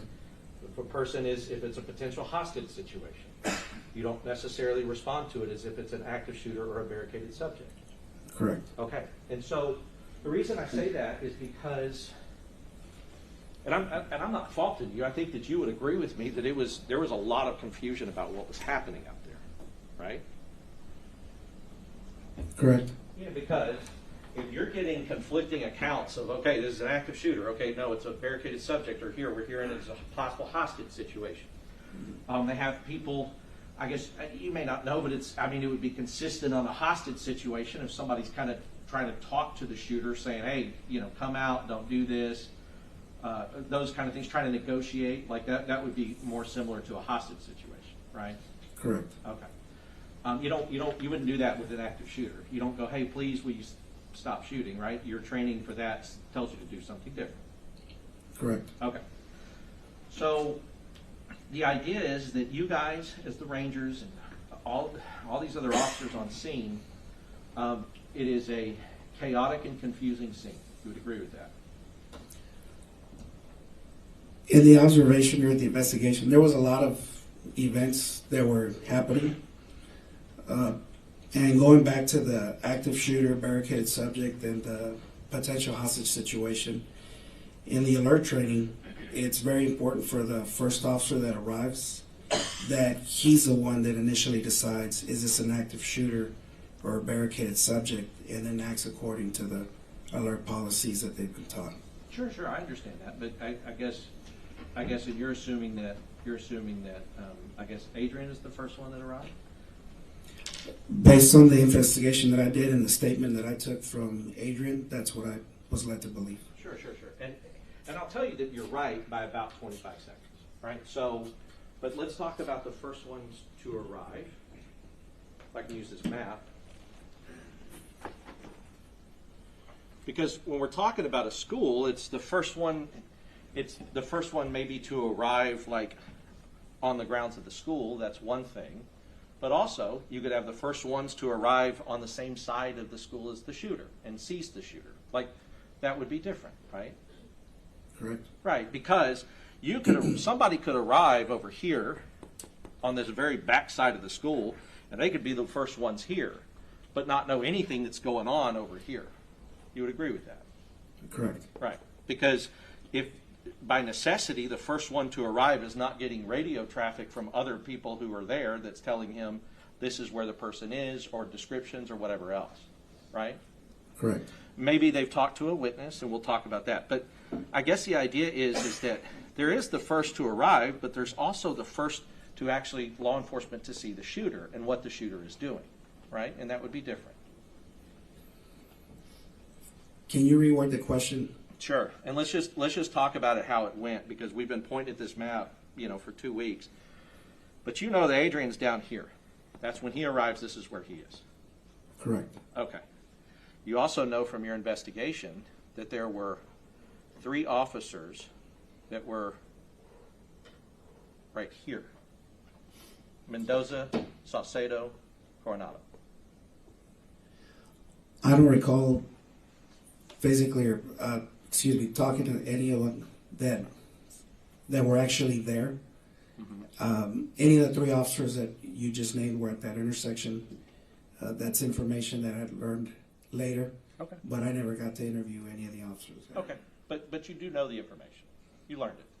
Yes. Okay, and that's kind of what I'm going to be talking about is what because if you have the information, they need the information. So I'll talk about the information you have now. Okay. Mm-hmm. So you know now that you got these 3, and they arrived about 25 to 30 seconds after Adrian arrives here. Right? I'll take your word for it. Okay, but you do know there's 3 here. Again, it's information that was given to me secondhand, so I've never verified it or checked it. Well, I can tell you that it's true, and if it wasn't true, they would say it's not true. I'm telling you it's true. Okay. Okay. So, but I guess here's what I mean by that. And this is what I mean, that training can you can use training in a lot of different ways. Like, well, our training says the first to arrive. Well, I guess that's true, but if you're the first to arrive by 2 seconds and you don't have a line of sight to the shooter, then that may not be the person who has to determine whether or not it's an active shooter, right? It would be the first to arrive that actually has line of sight and can see what's going on and knows what's going on. Correct. Right. And so because it's not like this, it's not this black and white rule that if your car gets there first, wherever it gets on the school campus, that you're the person that has to determine it. Because like I said, if you're in locations that can't see what's happening, you may not have the best information. It may be other people who arrive a little bit later than you, but have better information about what's happening. Correct. Okay. And so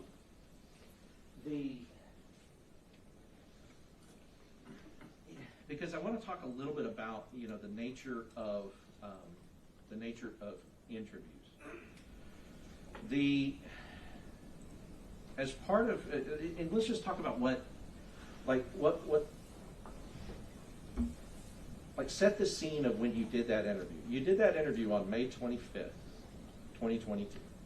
Correct. Which is, was it less than 24 hours or a little more than 24 hours after this thing occurred? A little more than 24 hours. Okay. And and you've heard, I'm sure, that interviewing anybody who's gone through something like this, that soon after, it's not the most advisable thing as far as getting the most accurate information. You've heard that. That would depend on the officer that's been involved in that critical incident. Sure. There's some that may be fine and, that can accurately recall all the details. But you have heard, I'm sure, now that there's like advice that says, look, you need to wait 72, sometimes 4 or 5 days until after that before interviewing somebody. That's usually done when officer's been involved in an officer-involved shooting that's used his weapon or things of that nature. Because of the scope of this the scope of this investigation, how large it was, we needed to get as much information as quickly as possible because we needed to assure that the suspect that was shot and killed at Robb Elementary didn't have co-conspirators. So that was the urgency of trying to interview to gain as much information as we could. Yes, and do not get me wrong. I'm not saying you shouldn't have done that. You should have done that. You needed to do that. That's not the issue. You got to interview people when you got to interview them, especially if there's a potential threat out there. And I remember, and I know even from the time, but I know that you guys were looking for any other Confederates, anybody else that could have helped him or been a part of that or knew about it before he did it, right? That was a big part of what we That's correct. Right. So you have to do it. But I guess what I'm saying is that if you can acknowledge that, yeah, sometimes the circumstances mean we can't do best practices, and that also may mean that we're interviewing somebody who's gone through a traumatic event, right? And so you have time compression and all those other things that can happen to police officers or others when involved in a situation like this, right? Correct. Right, because an officer-involved shooting, it's not necessarily tied to the fact that an officer has had to use their gun and fire their gun. It's tied to the fact that they're in a situation where either they fired their gun or they've been fired upon. Correct. Right, or they believe they've been fired upon. Right? Yes. And one of the things that Adrian told you in the interview was these shots are starting to get fired, but he cannot see the shooter and he doesn't know where they're coming from. Well, that's not exactly accurate. Or if I may, when I'm interviewing Mr. Gonzales, he says that he's talking to the female teacher that's running and falls on the ground, and he drives up to her, and when he's talking to her, she's telling them he's over there, and she's pointing towards the teacher parking lot, and you can hear that in the interview. We go back several times because I'm not familiar with Robb Elementary. I've never been to that campus before May 24th. and that is not his regular place where he's stationed. We got that out of the way right at the beginning of the interview.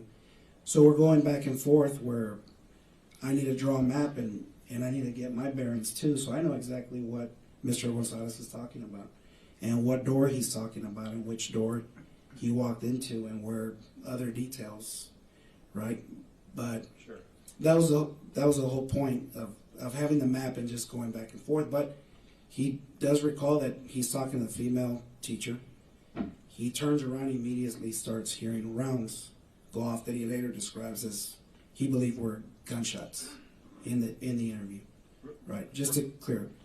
And he says, My question, if we would go back, because you kind of answered a long way around. okay, My question was, is he was clear that he did not see the shooter and didn't know where the shots were coming from, specifically, because you can't know where the Okay. shots are coming from if you can't see the shooter shooting. You understand? You get that, right? so it's a two-part question that you're asking me. He never saw the shooter. You're saw the correct. shooter.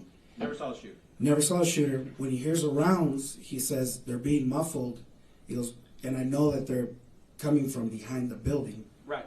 Okay, so let's talk about it. This is behind the building, right, from where he is. Yes, This is behind the building. yes. This is behind the building. This is behind the building. All of these are behind the building from where he is. If he's looking here, that's behind the building. You would agree, a shot coming from here. Yes, Okay. And this is behind the building and this. So all I'm saying is that that's not, saying behind the building does not say, I know where these shots are coming from.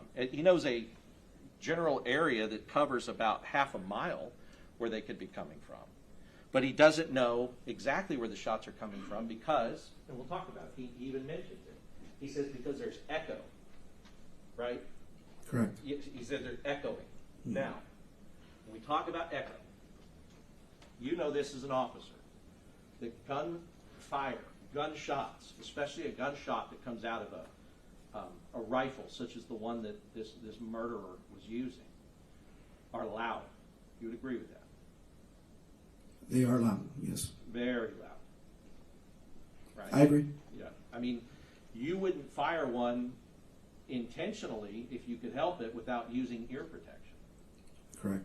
because they're so loud it can damage your ears. Now, if you're using it in the field and you have to, you're not maybe going to put on ear protection, you deal with it. But they're that loud that you would protect your ears if you could while firing one of these, like on a range or something like that, correct?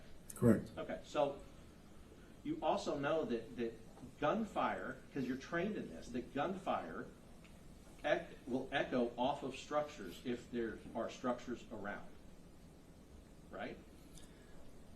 I've never received that type of training where it specifically talks about the report of a firearm being shot, that it bounces off. I understand there's echoes, but to tell you that I've received formal training, I know exactly where it's coming from or Well, let's talk how about, far. yeah, let's talk about your experience, because there's been a lot of officers before that have testified, and they talked about it's common, that an echo, what will happen is that the sound will bounce off of a structure and it can enter your ear in a different place than it's actually coming from because of the echo.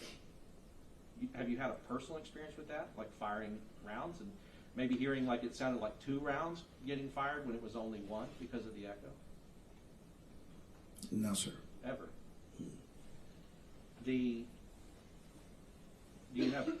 Have you ever been in a place that had an echo and even when you're a kid and said, hello, hello, hello, hello? Have you done that? Yes, sir. Okay. And I don't make light of it. It's just I'm trying to gather, you do have experience with echo. Yes. And you understand the process, that sound bouncing off of things and then coming back to you. Understood. So I put out hello and it comes back hello. Yes. Okay. Gunfire can be the same. Gunfire reports bouncing off of structures can cause a human being not to understand or know exactly where it's coming from, because the echo, if the echo's coming in their right ear, something that's being fired on their left side could sound like it's coming from the right. Do you understand that as a concept, even Yes. if you haven't been formally trained in it? Yes. And that can throw off the human body's ability to understand and locate where gunfire's coming from. You understand that? Yes. And he actually, the day after this happened, He told you that that's what he was experiencing. He was experiencing echo, which caused him not to be able to understand where the gunfire was coming from. Right? Correct. Except behind the building somewhere. Now, these officers here, I don't know, I guess I'll see if you found out later, but these officers here actually, when the shooter is shooting into the windows here, these officers here believe that the gunfire is actually being fired at them. Did you know that later? No. Okay, that they were like ducking and diving under their cars because they thought that the gunfire was coming at them when it was going the opposite way, right? Correct. Okay, so if that's the case, you would understand that because of the concept of echo, he's firing at a building, it's bouncing off the building, and they believe that the gunfire is coming in their direction, and that would make sense to you, Yes. right?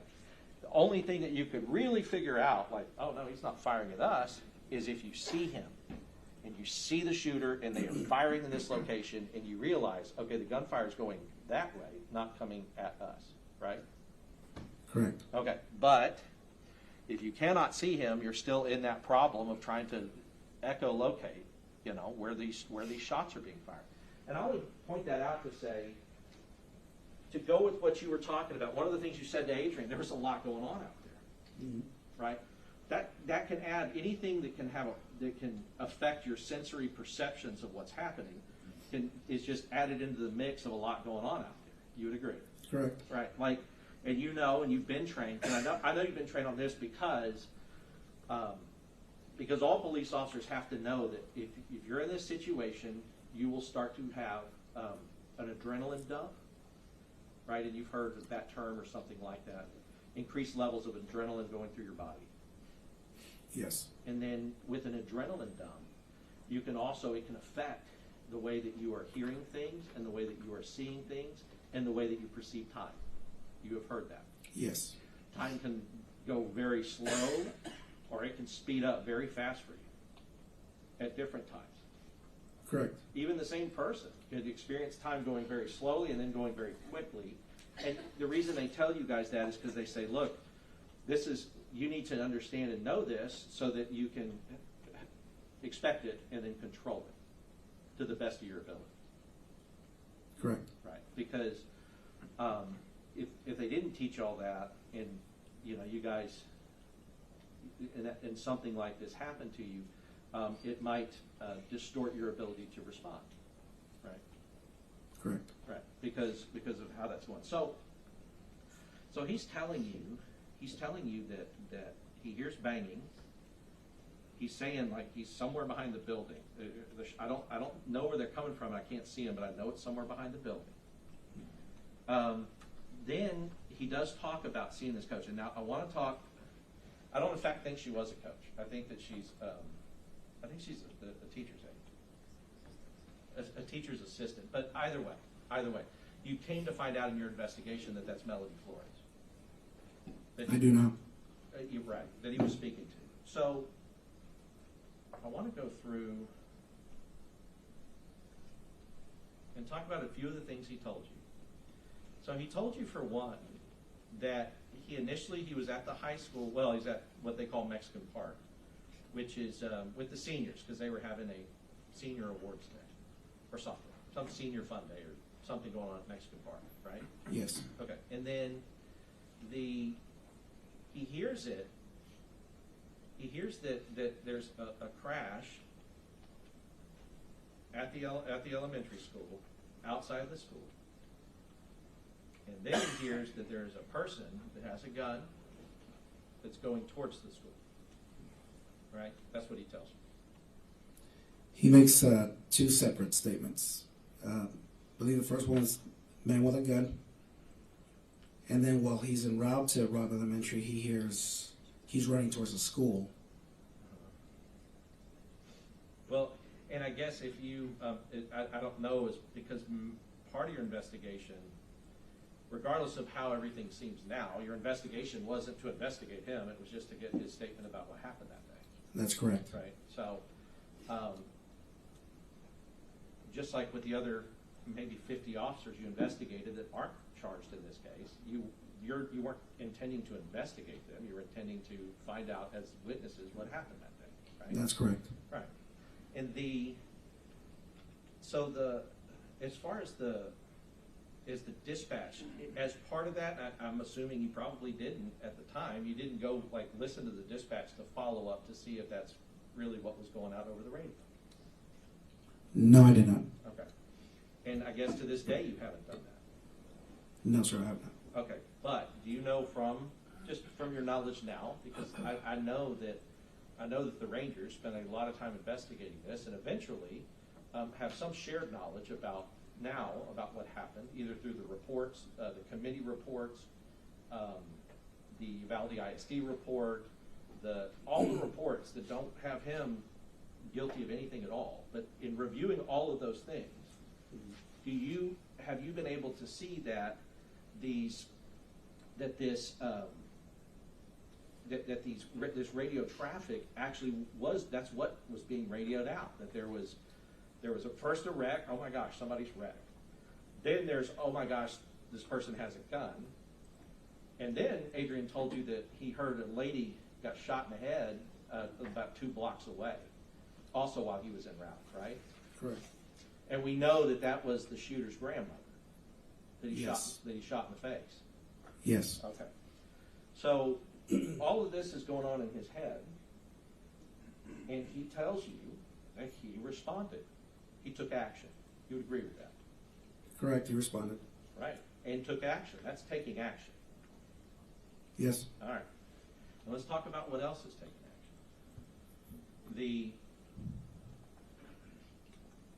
Put this up here for you, please. Let's go to this one first.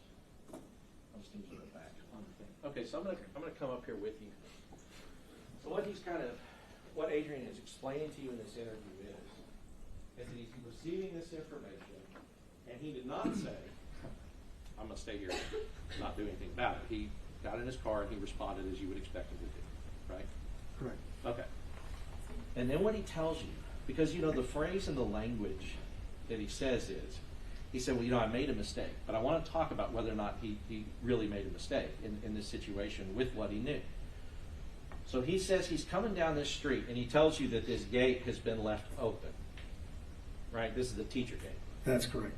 And this would be a teacher gate that goes into the teacher parking lot on the west side, which is what he explained that the teachers in this building would park here, access that parking lot through this gate. And it's supposed to be closed, but when he pulled up, he noticed 2 things. There's a truck in the culvert and this gate is open. That's correct. Right. And then he noticed a third thing. Somebody is running towards the school up here. And he saw that. He told you he saw somebody running towards the school. Said he saw a person running. Whether or not it was towards the school or away from the school, that was never said in the interview. But I agree that he saw a person running. Saw a person running. Now, you're a police officer. It's been dispatched. Now remember, on the dispatch, it doesn't say that they have a long rifle. I'm sorry about the block. It doesn't say the person has a long rifle. It says the person has a gun. Now, a gun to you can mean a long rifle, right? Correct. Could also mean, yeah, thank you. Correct. I'm sorry. No, it's fine. I think we can move it a little bit because I know it's been awkward for every witness to have to do that. Maybe that'll help. So, a long rifle is a gun, but a handgun's also a gun. Correct. Now, and we can just talk about the difference, if it had been described that a person's running with a long rifle, maybe if you see a person running that doesn't have a long rifle, maybe you can exclude that person as a person who is the threat or is the danger, right? You would agree with that? Yes.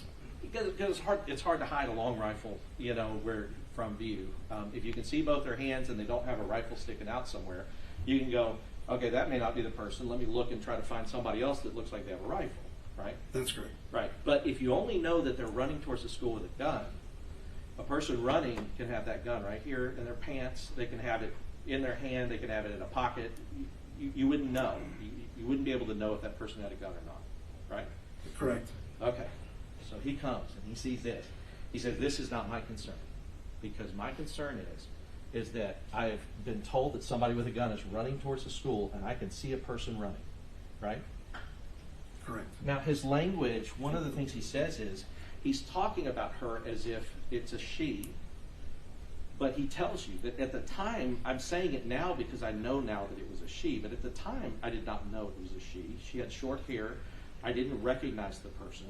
And I believed what he's telling you by having tunnel vision, and I tunneled in on her, which he's saying her, but he didn't know her at the time. You'd agree with that? Correct. Right. I tunneled in on her. So what he's doing is you have an officer that believes that a person with a gun is running towards the school, and he takes action. You agree with that? Correct. Right. Because he drives down here. Did you see the video of the funeral home, like how fast he's driving on this dirt road to get to this person? I remember seeing the video. I mean, he's, his car is going, boom, boom, he's going like 50 miles an hour down this road to try to get to her. So he goes all the way where we see the car. Nico, can you back it up? Left or right? Left. Goes all the way to here. And he tells you that this is where he stopped. That he stopped his vehicle where he finally met the person who was running. Right? And he said, where you see my vehicle here is where I stopped my vehicle at the time. And meaning that it wasn't like he stopped like here and then somebody moved it up here. He stopped it here, and you can agree with that. Correct. Yes. Okay. So now we know that has put him on the far south and east side of the building. Right? Yes. All right. Now what he described is he said, I made a mistake. I got tunnel vision. So first of all, tunnel vision means you have identified, and it can happen, not always, but when you identify a threat and you have tunnel vision, you start focusing specifically on the threat. That can happen with tunnel vision.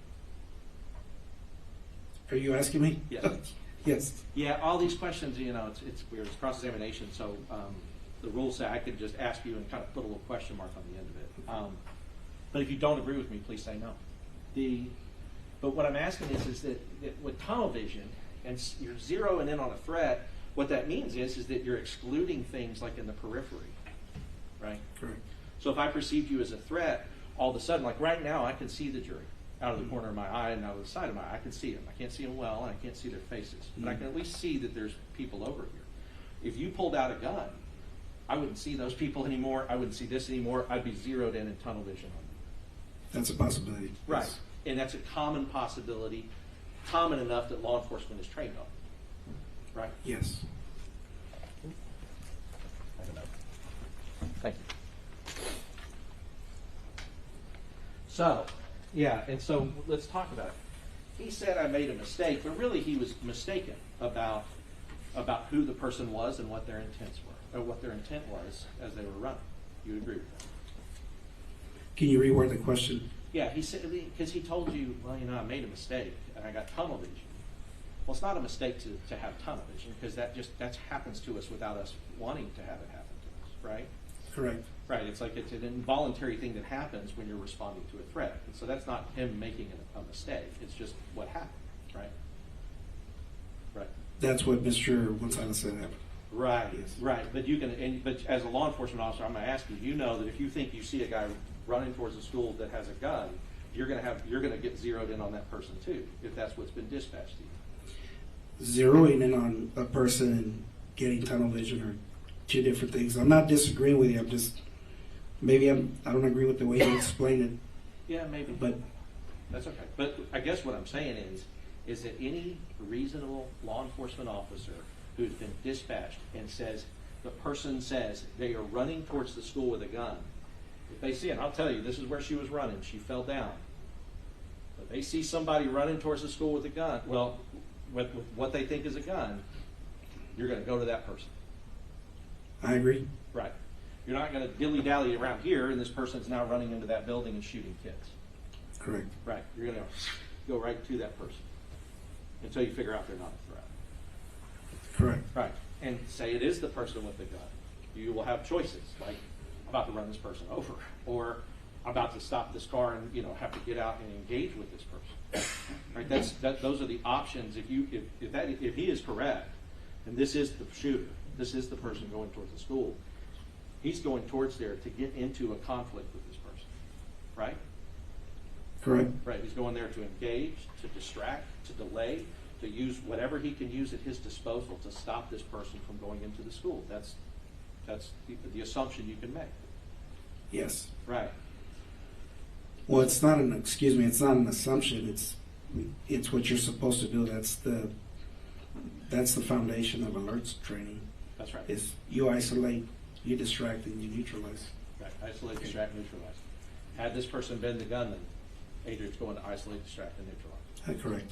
I mean, you believe that, right? And I mean, I believe it, and I think everybody else here knows that that's the reason he's down here. And he's consistently said that to you and and we've gotten it out through other witnesses. Correct. Yeah, and so when I said he's mistaken, what that means is that factually it wasn't the gunman, but with all the information that he had at the time, that is a smart maneuver. That is a smart thing to do, is to go to the person you believe is the threat. That's law enforcement. Correct. Right. You know, the day after, somebody may be beating themselves up about it, because what we know now through the witness is the guy's in here in the parking lot. Mm-hmm. And he drove right past it, right? But did you review the testimony, or not necessarily the testimony, but as part of your investigation from the funeral home director who was calling it in and got shot at by the gunman, and he's across the street? I'll just tell you, he testified to the jury that the gunman was down between two cars, and there's no way Adrian could have seen him, because he could see him and he could see the cop, but he could see that the cop couldn't have seen the gunman. Did you know that? No. Okay. But the gunman now is hidden in this parking lot. He has gone this way. At the time that he gets out, he tells you he's talking to her, and then she starts to tell him. He's over on the west side, like in the teacher parking lot on the west side. He's wearing all black. Right? Is that what you remember from the interview? Yeah, go ahead. Yes, correct.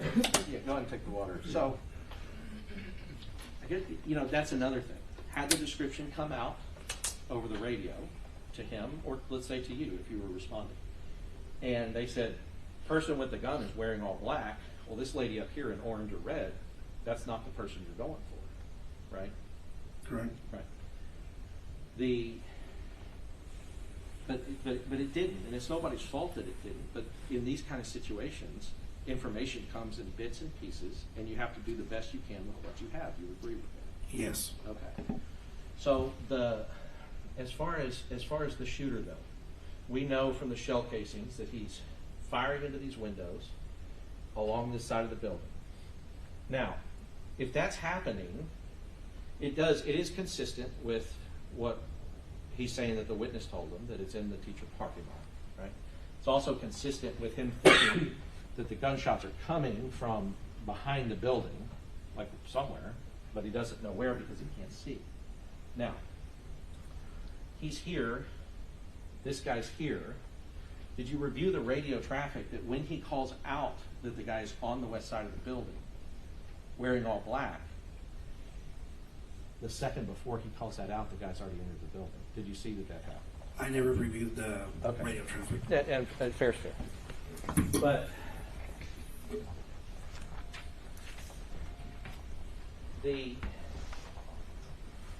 because there was another part of the interview is that he's saying, and I know you were pointing to a diagram, you made a map. I don't even have it. Did you ever give that over to the DA's office? Yes, sir. Oh, was that the one you sent over? Okay. Yeah, I'll take that back. I hadn't remembered that we got it, but it was one of those that you sent over. I found it. So that, talking about the map, because one of the things you said was, or one of the things he said is, he said, I never went in until I got coverage over here. And I think he was pointing to the south side of the building. You heard him say that in the interview? He was. My understanding is that he went in through the south door, and he meant coverage on the west door, because he's calling over Lieutenant Mariano Vargas in that large SUV, but for some reason Lieutenant Vargas keeps driving. Donald Page comes over to him on the south door with Mr. Gonzales, and Lieutenant Mariano Vargas ends up on the west side. Well, you know that as a law enforcement maneuver, sometimes, so for instance, let's go back up here and look real quick. For instance, let's just imagine, let's imagine this, you see this little person right here? Yes. It's hard to see, but small. Well, imagine shooter or in this location. There is a law enforcement maneuver where you have one person in a car, a big car, like you were saying, where you would have the car kind of roll up this side to try to provide coverage with somebody behind the engine block. That if they take fire, they're taking fire into the vehicle. That is a maneuver that you've heard of before, or have you not? Using a vehicle as cover, yes. That particular scenario, no. Right, like rolling the car real slow, and then as you're rolling the car real slow, he can pump, pump, pump, pump. He can I pump understand it. what you're trying to say. You see what I mean? You can Yes. pump into the car, but you can kind of pop it over. Well, the reason you would want a bigger car for that is you want a bigger engine block, because the engine block, as we know, is the only thing that can block or stop a round like the one that he was firing. If even that does, but it's the only thing on a car that really will, because everything else is going to go through it like Swiss cheese. No, not necessarily. I think that's more of an opinion. Okay. And I've been in trainings where we've used the pillars to the cars, which is the pillars that holds the windshield, the front door, the passenger door, and we've shot multiple rounds, including practice ammo and duty ammo, and it'll stop it. But Yeah. I think that's just the. I guess I'm thinking a pillar, though, is probably what you're talking about. Is probably about that wide. Yes, but you can double them up and use them as cover, because it's, if you stand at an angle, the pillars are wide. My point is that the engine block is not the only thing Okay. that'll stop a bullet, But let's talk about especially this. though. 223. Yeah, let's talk about this though. Doors, probably not good. If you can shoot through a door with a firearm like I don't agree with that. that. Okay. Window, you got to agree with a window. That you shoot through a window with a firearm like that. You A don't regular agree? vehicle, non-ballistic window, I agree with you. Right. So I don't know, like ballistic window. You're talking about like what we would A call bulletproof glass. Well, yeah, bulletproof glass. Okay, Sure. just to be clear. Yeah, not bulletproof glass. Okay. I don't think that most police cars though have bulletproof glass in them. Do you? I mean, is that your experience? I don't know. I don't either. Like, what about yours that you drive with your Rangers? Is that bulletproof? No, sir, no. Right. I didn't figure. So really, what I'm talking about is like, I mean, let's just talk about a regular car, right? Like, bullets go through glass. Yes. Yes. They do teach you, like, hey, if you're kind of standing next to you're just like standing next to your door, rounds can go through a door. I mean, you don't even have to have a rifle for that. I've seen 9mm rounds go through a door in a car. You agree with that? That they can? I'll take your word for it. It's possible. Okay. I mean, yeah, because as a prosecutor, a long time ago, prosecuted murder cases where, I mean, I see them. The guy got shot in the car through the door, right? And have you never seen a case like that? Yes. Okay, so you know too that bullets can go through doors, but the engine block. The reason why is because the engine block is big. It's steel. It's got a lot of I guess mass to it, and the more mass and the more steel and the more things you have like that, the more likely to block a round. With that, I agree with you. okay. So all I'm saying is a maneuver like that, if they think that they're challenging somebody here in the parking lot who has a rifle, and he has, they have pistols. Because you asked him, y'all giving rifles? He said, nope, we don't. We don't have any rifles, right? Correct. Okay, and Nico's asked a question, and I'll ask you. I mean, if you are in a situation where there's a gunman and you have your firearm, would you rather be the one with the rifle or the pistol? I'd rather be the one with the rifle. Right, especially outside. Maybe not in like very close quarters, but outside, any of that, a rifle, longer range and more accuracy. You would agree with that? Correct. Okay. So, however, if the belief is that the person is here, that's one thing that can happen with a bigger vehicle. But I wanted to point out, as part of that is that I didn't go in until I got cover. That doesn't necessarily mean I was waiting for cover until I went in. Do you see what I mean by that? Can you explain that again? Yeah. Excuse me. So in one scenario, I didn't get in until I got cover means I wasn't going to go in. I didn't go in until I got cover means I wasn't going in until I had cover officers there. One scenario. The other scenario is I didn't go in until I got cover, which is just placing it in time when he went in. Do you see? Is there a difference or a distinction? I don't think I could tell you what his intent was when he said he didn't go in, because then I'd be assuming this is what he meant. Yes. Well, and that's really where I want to get, because you know, there, and this isn't on you, but I mean, you could have asked a follow-up question. What do you mean by that? Were you actually waiting for cover before you went in, or did you just not, at the same time that you're seeing the bullet come out of the window, which determined that, okay, now we know that the person is inside the school,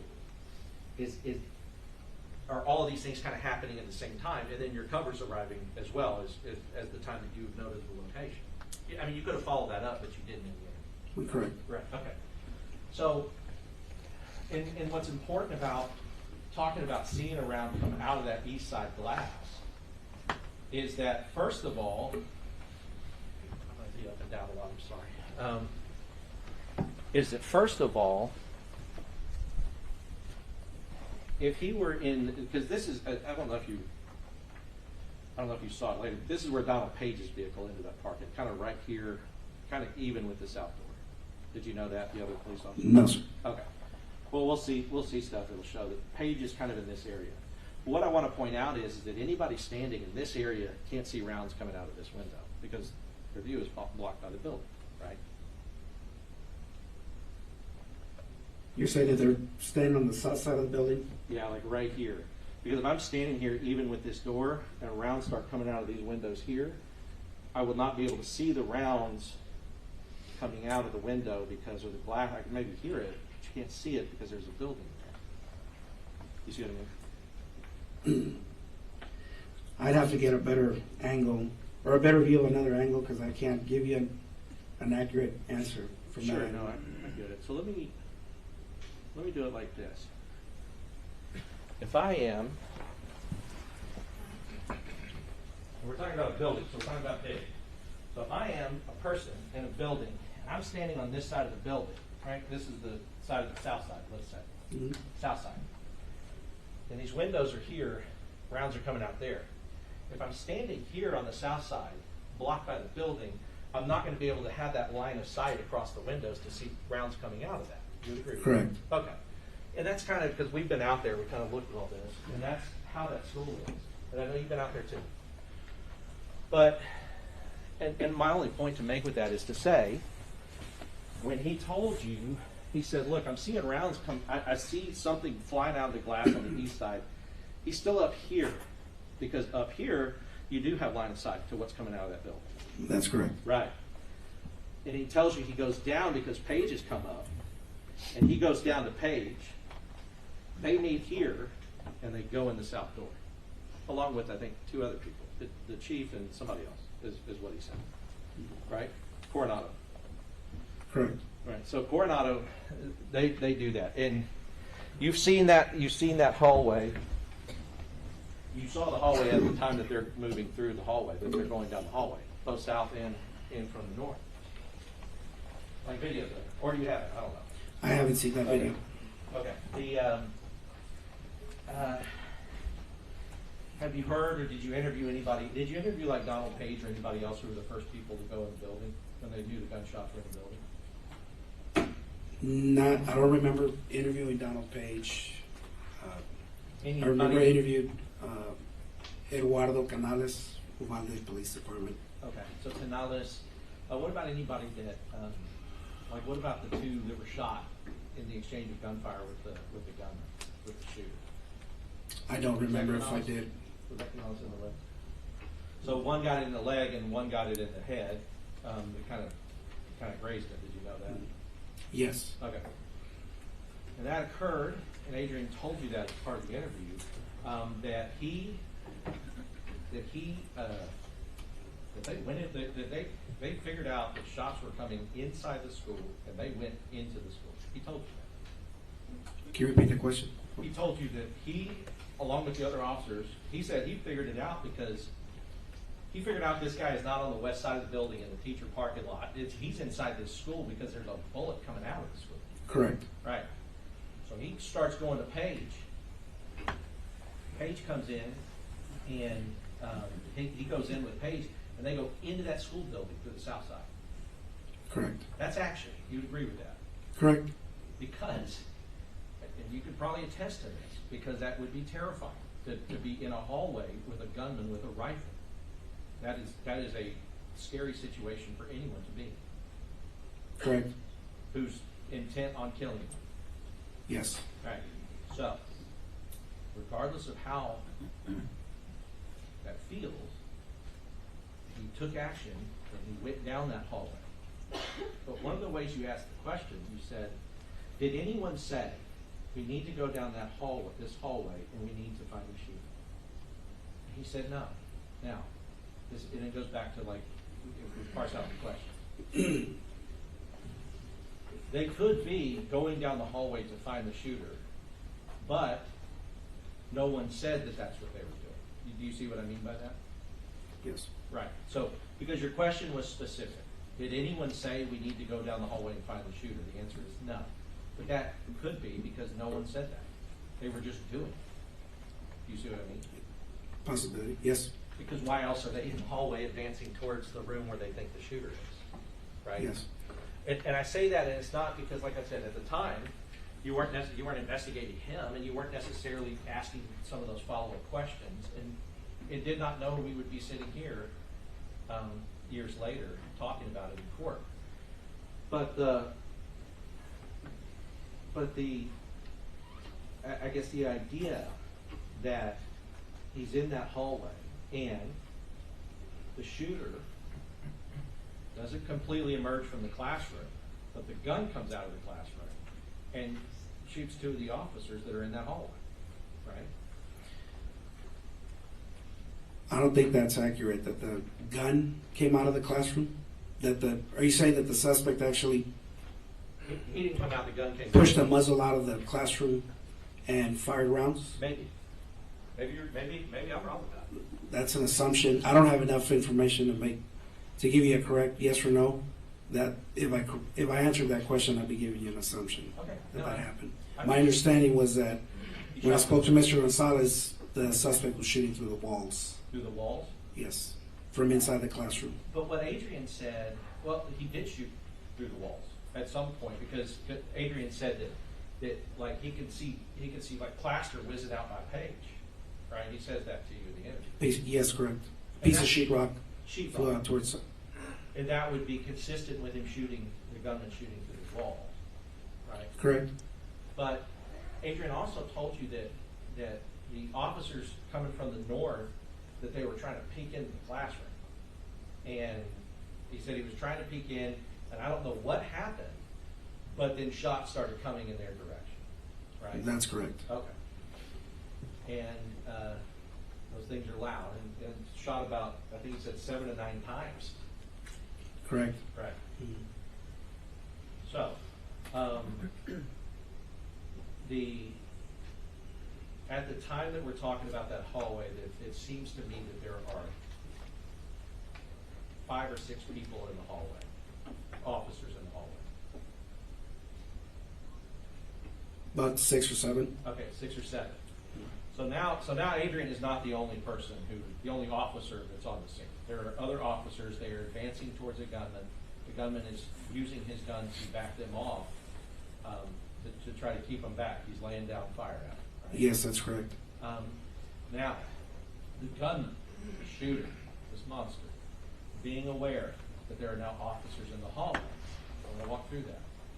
The gunman being aware that there are officers in the hallway, he knows now he can't come out of those rooms without meeting the officers in the hallway, right? You have to assume.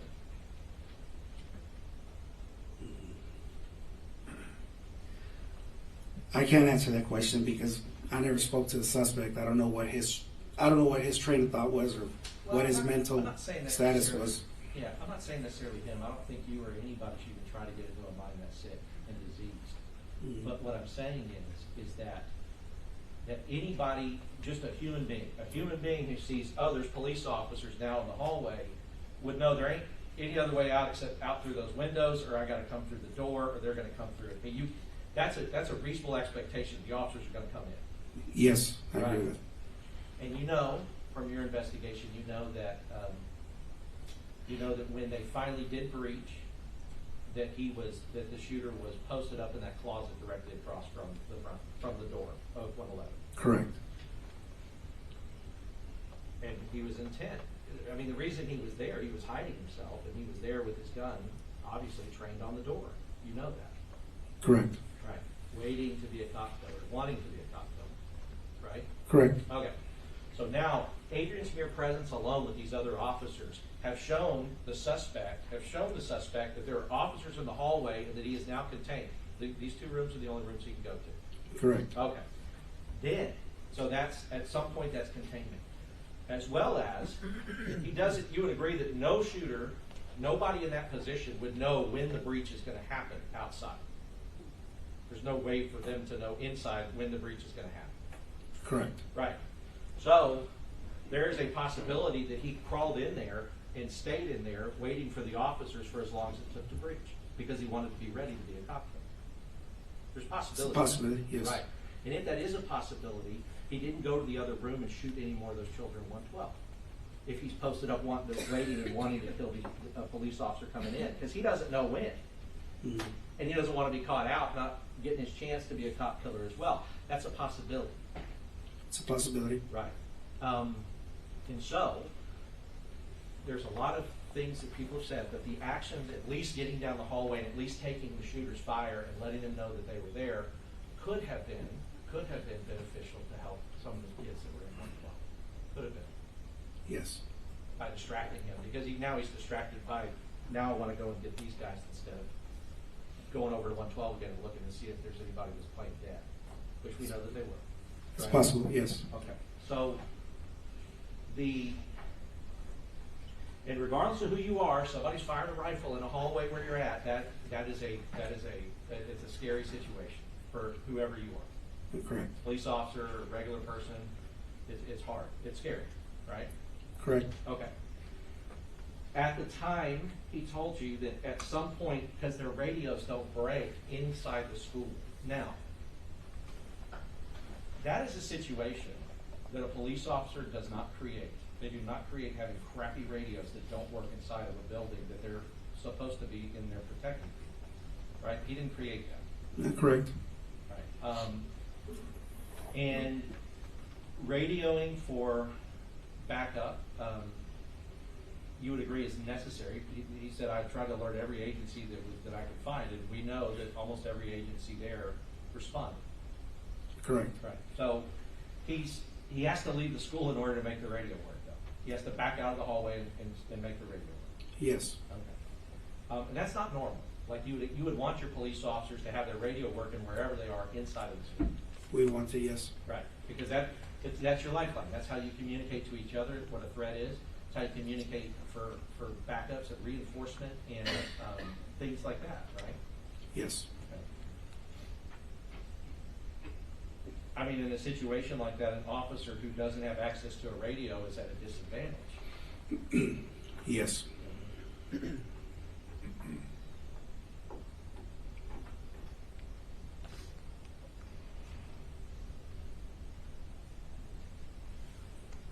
Ranger Ryan Kendall, he was there, but did he go in with the breach team?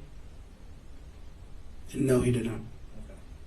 So the time that he was there, but not rushing to the door and trying to breach into that door. I can't tell you. I can't testify to what he did. Okay, but you know he wasn't on the breach team.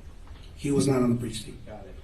And we heard from one of the other officers that was, which, I mean, no doubt, it's incredibly brave and good thing to do for them to have done, because as we've heard, Wayne Jackson was on the end of the stick from Border Patrol and he got shot in the head by the shooter. Correct. And you knew that. And you also knew, I'm sorry, because it. Just bad water. Yeah, okay. And the shield person in front, like they went in behind the shield person took rounds on the shield from the shooter as they were coming in the door. Correct. All right. Without the shield, that would have just been rounds inside a human being. Correct. Right. And depending on where they, you know, shoot in the head, dead, but if they have a rifle-rated vest, they can perhaps survive it, right? Correct. If they don't have a rifle-rated vest, those rounds will go through a pistol-rated vest. I would assume so. Yeah. So, a dead police officer cannot help anybody else. You agree with that? Yes. Okay. So,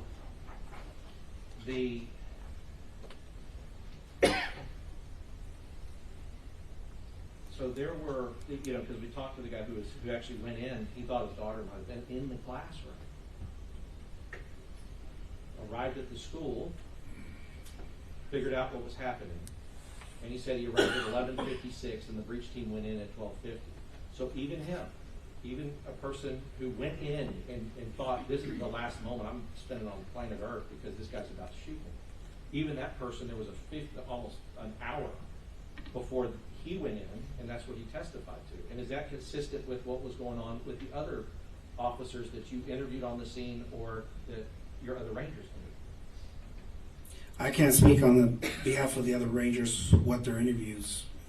Can you reword the question? Yeah, so his experience of even perhaps having his daughter inside of that classroom, not knowing if she were in that classroom or not, and being, I'll tell you what, no doubt being a brave police officer, because he did put his life on the line to go in that road.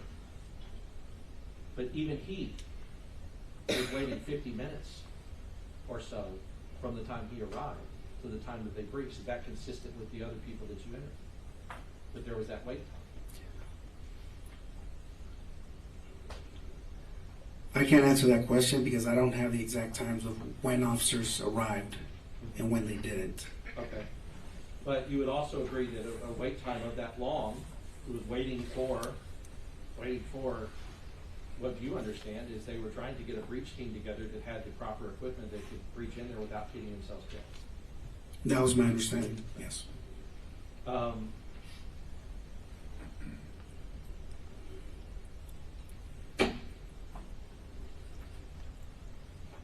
Now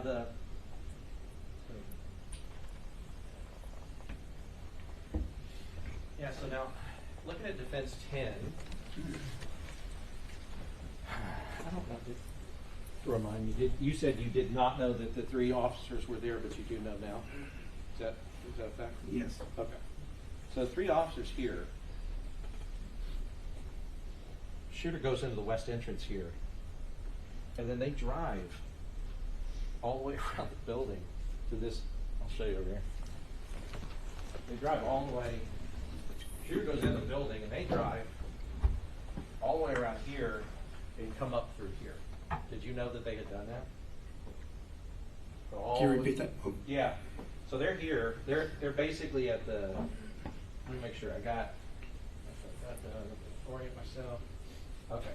Funeral home. This intersection right here. At this intersection, they're in a, like their cars are in a formation, I guess, and they're ducking because they think people are shooting at them, or somebody is. So the shooter goes in this door, this entrance, and they drive around here, and then they run up through here and go into the south door. Did you know that as part of? No. Okay. It'd be weird, right, to see somebody with a gun go into school and then drive around the school and then come up through there, right? I don't know what their intention was in doing so. Well, you have to make an assumption that that's what happened. I mean, sure, but you would expect it's like, you'd be driving right up to that door and then rushing through the door after the shooter. That's what your alert training says. correct? Right. It would say you get from here to here and you run in there and you do whatever you can do with the shooter, with whatever you have. All right, and that's because you've seen it with your eyes and you've seen what's happening and you have to follow up on it. Now, in this particular situation, there was a wreck that happened first, right? Yes. Now, in your interviews with your officers, did you interview Uvalde specific officers or teachers or anybody there that talked about the bailouts that happened basically all the time in Uvalde at that time? Yes. I did. And did they talk to you about that it was with such frequency? It was happening so often that people were getting desensitized to them. Like, it's another bailout. Like, it's another person. We got to shut down the school or do lockdown. Did you get that idea or that sense from the people that you interviewed? I don't specifically remember if it happened, how often it happened, but there was an interview that I conducted where they mentioned that it was an area where there was a lot of bailouts related to human smuggling, and then once in a while the school would go on lockdown because of it. Right, and so so just talking about that, if there's a separate, like, and nobody's saying it's right in hindsight. Obviously, in hindsight, there's all kinds of stuff that everybody, probably including you, would have done different. But if there's that experience of these bailouts, and then there's a wreck, and then somebody's jumped out, right? Then, if you have that many, it can seem, or people can believe, law enforcement can believe that I'm dealing with one of those again, right? Well, that goes back to educators and law enforcement with complacency. Yeah. And it's a responsibility of every officer not to be complacent, treat every individual incident like it might be an example, an active shooter or a person just trespassing on a school premises. No. So they shouldn't be taken lightly. I agree with that. And, like and it's true. But, complacency, like, if somebody's experienced something over and over again, I'm not saying, Adrian's one of the ones that is responding to that thing like there's a school shooter. He's the one that's running to where he thinks the danger is. He's driving directly towards what he thinks is a threat. You agree with that? I agree. Based on what you've heard. And then going into the hallway of a person that has a rifle, when he tells you, I see that this guy, there's a shot coming out of that window, and I go up the hallway with these other guys. We go into the school, into the hallway where the guy with the rifle we think is located around. Correct. Right. Both times trying to go towards the thing that could kill him. And he's doing that in those two situations that we talked about. Right? Correct. Okay. So I guess what I mean is with complacency, I'm not talking about Adrian. But I'm talking about if you have all these bailouts, and things are going on all the time, if your first thought is not that they're going into the school to hurt children, but going through this school to get away from us, it's not a great thought. That's our face. I agree with you. But that can explain why they think that they're meeting them on the other side of the building, and then they come back through like, oh, he didn't come out. You see what I mean? It's not a correct thing to think. It's not a correct thing to think, perhaps, and especially in hindsight. But there is no other reason than that an officer would go around this way, except they think that the guy's going to be around that way. As an officer, you would agree with that? If you're going to drive around here, it's only because the guy you saw you think is going to be around here and not inside the school shooting kids. It's a possibility, yes. Right. Yeah, right. Because we're not defending it, right? Like we're not defending that action or anything else, but also they're not sitting in that chair either, right? Even if, people make mistakes. Nobody charged them with any crime.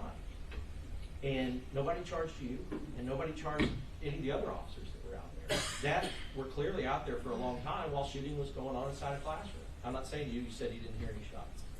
But you agree that there were shots, even later on into the incident, there were shots in that classroom. Yes, I agree with you. Right, and officers were there and present and didn't go inside. Correct. All right. So you treated all of them, including Adrian, as witnesses. Yes. Not suspect. Yes. Right. It was only years later it came around and they picked one and put him in his chair. That's going to be up to the totality of circumstances. Yeah, You know. I agree. It's not up to you. I'll pass it. Thank you, Rob.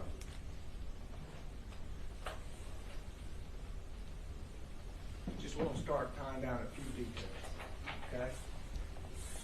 There's considerable discussion about whether or not, when Melody Flores was talking to Adrian Gonzales, whether or not that was discussion about the shots were coming over there on the other side of the building or in the teacher's parking lot. Correct. How many times did Adrian Gonzales say that Melody Flores told him about the teacher's parking lot? About 3 times. So it's not just on the other side of the building, it's a very specific place by the teacher's parking lot. Correct.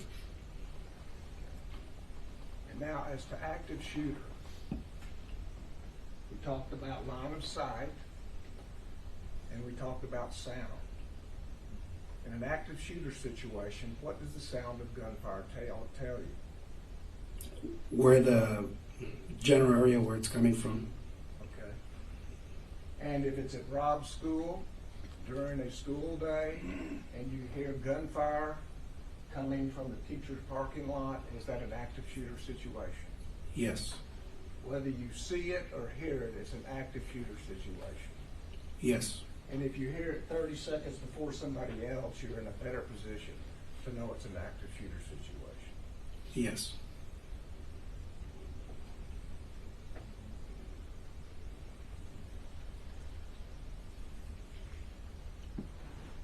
And if you hear it's an active shooter situation and you're a police officer, what are you supposed to do?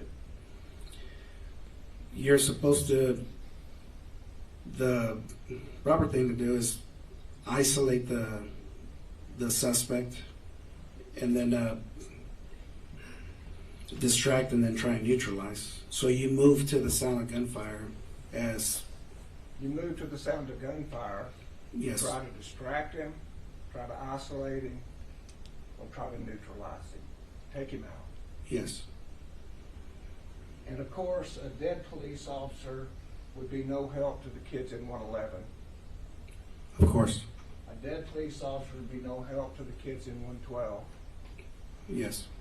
Would a police officer hearing shots all the way down the west side of the building and into the hallway and into 111 and 112, a police officer hearing all that and not moving, is that any help to those children in 111 and 112? No, it's not. Is it any more help than a dead police officer? No, it's not. But at least you tried. Who tried? I'll just object because that's, it's a big question, but honestly, I don't know. I'll sustain the objection. Now let me also ask you about a dead police officer. Can a police officer use this building as cover if he has specific information that the shooter is in the parking lot? Yes, he can. And by cover, it means that he can have cover so that the gunman can't see him. Correct. And he can choose the time to make a quick peek to see the gunman. The officer can use the cover as concealment also. Yes. To And not be seen. concealment. So he can definitely have an advantage by peeking when he wants to, and he certainly has not put himself in any harm's way. Correct. And finally, I believe the testimony that you've given us was dispatcher said, man with a gun. Correct. No shooting at that time. Correct. Difference between a man with a gun and a man shooting. Correct. A man that is shooting is more dangerous than simply a man with a gun, Correct. right? Yes. So when Adrian Gonzales drove toward the person in pink, Not pink, it was orange or red. orange or peach, I think. Orange or peach. Yes. Peach. Yes. Drove to the person with orange and peach. He had no information there'd been any shooting then, right? That's correct. And so he acted when all he knew was there was a man with a gun. Correct. Now, when the teacher tells him he's over there, he's in the parking lot, he's in black, isn't that when Adrian Gonzales said that's when the shooting started? Correct. And did he act then? He said that he started walking to the back of his vehicle, and that's when he heard the shots fired. Walking in the back of his vehicle, Correct. taking cover. He never said he was taking cover. He just said that he walked from the front to the back of his Did he patrol tell you unit. I didn't go in until I had cover? During the interview, he makes a comment that he goes into the south building. I don't know. I don't remember exactly what his words were. I We hate to can listen to misquote him. the tape, Yes, But when he sees Pargas's vehicle, he wants Pargas's vehicle to come over because he's got a bigger unit, correct? that's what I understood in the interview. For cover. Yes, So when Pargas gets here, he's still looking for cover from Pargas's unit. yes, that's correct.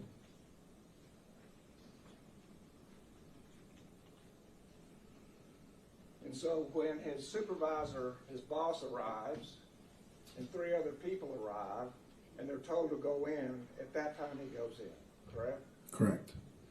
And at that time, he knows, and has known for some time, that there are already shots in the classroom, correct? He saw glass breaking out of the east side. Mr. Gonzalez says that I got an objection to leading. Your Honor, he's qualified him as an expert. Well, you can't lead an expert in saying correct after every sentence. Okay, I'll sustain the objection. Rephrase it, please. Hey, y'all cut that other one loose. We're not doing it tonight. Okay? This is the last Yeah, area. either way. I can't keep staff here that long. So- Very good. Not apologize. And so, did Adrian Gonzales tell you anything about seeing glass come out the window? yes, he did. And would that indicate that there's a shooter in the room where that glass is coming out? That's what he believed. Yes, sir. Not the hallway? Can you reword that question? The room would not be the same as the hallway. Correct. And he was not the first one in, correct? No, he wasn't. Donald Page was the first one in, correct?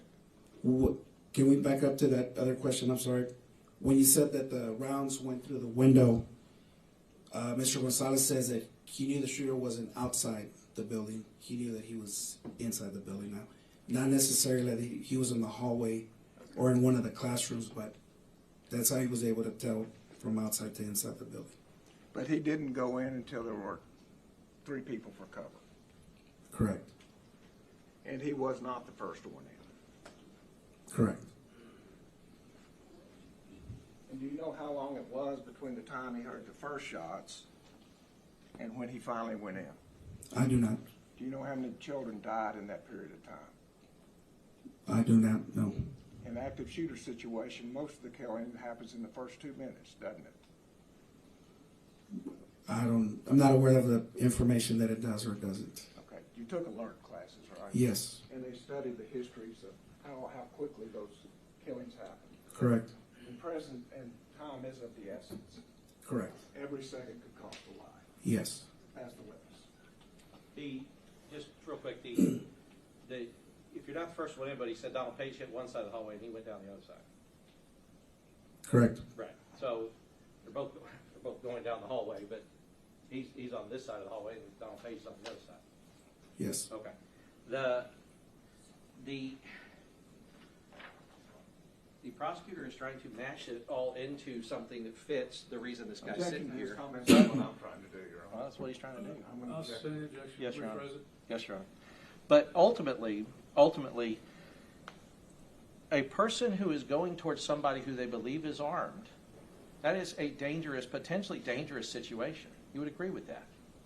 Yes. Right. I mean, but the prosecutor said, well, he didn't hear that there were shots fired, so therefore it's not dangerous. You wouldn't agree with that statement. I didn't say that it wasn't dangerous, Your Honor.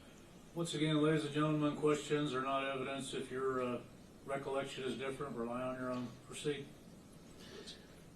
Yeah, it's dangerous. That's what he's doing. He's going towards danger, potential danger, right?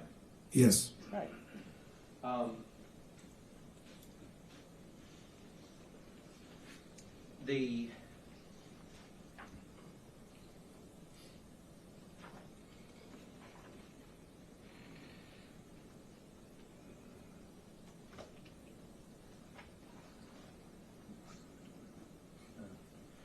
The doors. The outer doors, inner doors, outer doors, inner doors. Those doors are locked, and the shooter has a harder time getting inside. You would agree with that? Which doors are you talking about? The Outer. inside doors or the outside doors? Both. Start with the outside. The outside doors? If they're locked, he can't get into the school, or he has a harder time doing it. You would agree? He has a harder time getting inside the school. Right. He'd have to maybe back up and shoot it a bunch of times. I don't know, but it would be more difficult for him to do that. Yes. Okay. Inside doors. That's why we tell them to lock the doors, is because inside doors, if they're locked, shooter has a harder time getting in. Yes. All right. And gives officers more time to delay and distract and all of those things that we talked about. Yes, of course. All right. Now, the prosecution's own evidence shows the video. The second, when he's able to call out that the person is on the west side of the teacher parking lot, the shooter has 1 second before that already entered the building. So you can cut a pie at a field all you want. The second he got it and snuck a peek, he would have been looking at an empty side of the building because the shooter was inside of it. Did you know that from your investigation? No, sir. All right. But he did tell you the second, once he saw a bullet come out of the building and realized he was in the building, he started moving towards the building from his car to where Donald Page was. Yes. All right. That's it, Judge. Pass it. And the time on the dispatch will say how long that distinction is that correct? Between radio, yes, between the time Mr. Gonzales radioed anything, it'll show that time. So if Adrian Gonzales knows he's in the building and then dispatches, and then we then know when he heads toward the building, that will tell us how long has passed that Adrian Gonzales did nothing when he knew the shooter was in the building. Correct? Correct.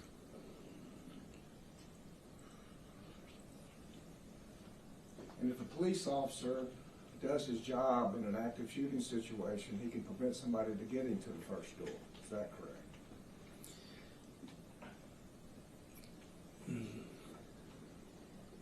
In a perfect example, yes. If everything fell into place, exactly, yes. And what does solo entry mean in an active shooter situation? Means one officer making entry into a potential threat, where the potential threat is. So, and is an officer expected to go in solo entry when there's an active shooter? In alert training, yes. Absolutely. But if they haven't had alert training, then maybe not. If the officer hasn't gone through alert training, I wouldn't expect them to follow any of the procedures because he doesn't know. Pass it. If he taught a class on it 2 months earlier where he said solo entry should be prepared for, then you might expect him to go in solo? Yes, sir. That's the witness. I have nothing for you, Judge. I've forgotten, are we on cross? Yes, sir. Re, direct? I'll stop it here. I got nothing. We're all further. done?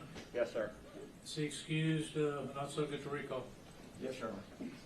Okay, we're We gonna want look him at on recall, Judge. We want him subject to recall. All right, so we're gonna hold that other witness till 8:30 tomorrow morning. We'll do that matter outside the presence of the jury. I need the lawyers here at 8:30. Need y'all back at 9 o'clock. The rule's been invoked, sir. You are subject to recall. You know what the rule is, but please don't discuss the case with anyone other than the lawyers and be available in the event of a recall. Yes, sir. Thank you very much. You're excused for today. Would everyone rise for the jury? 9 o'clock tomorrow, ladies and gentlemen.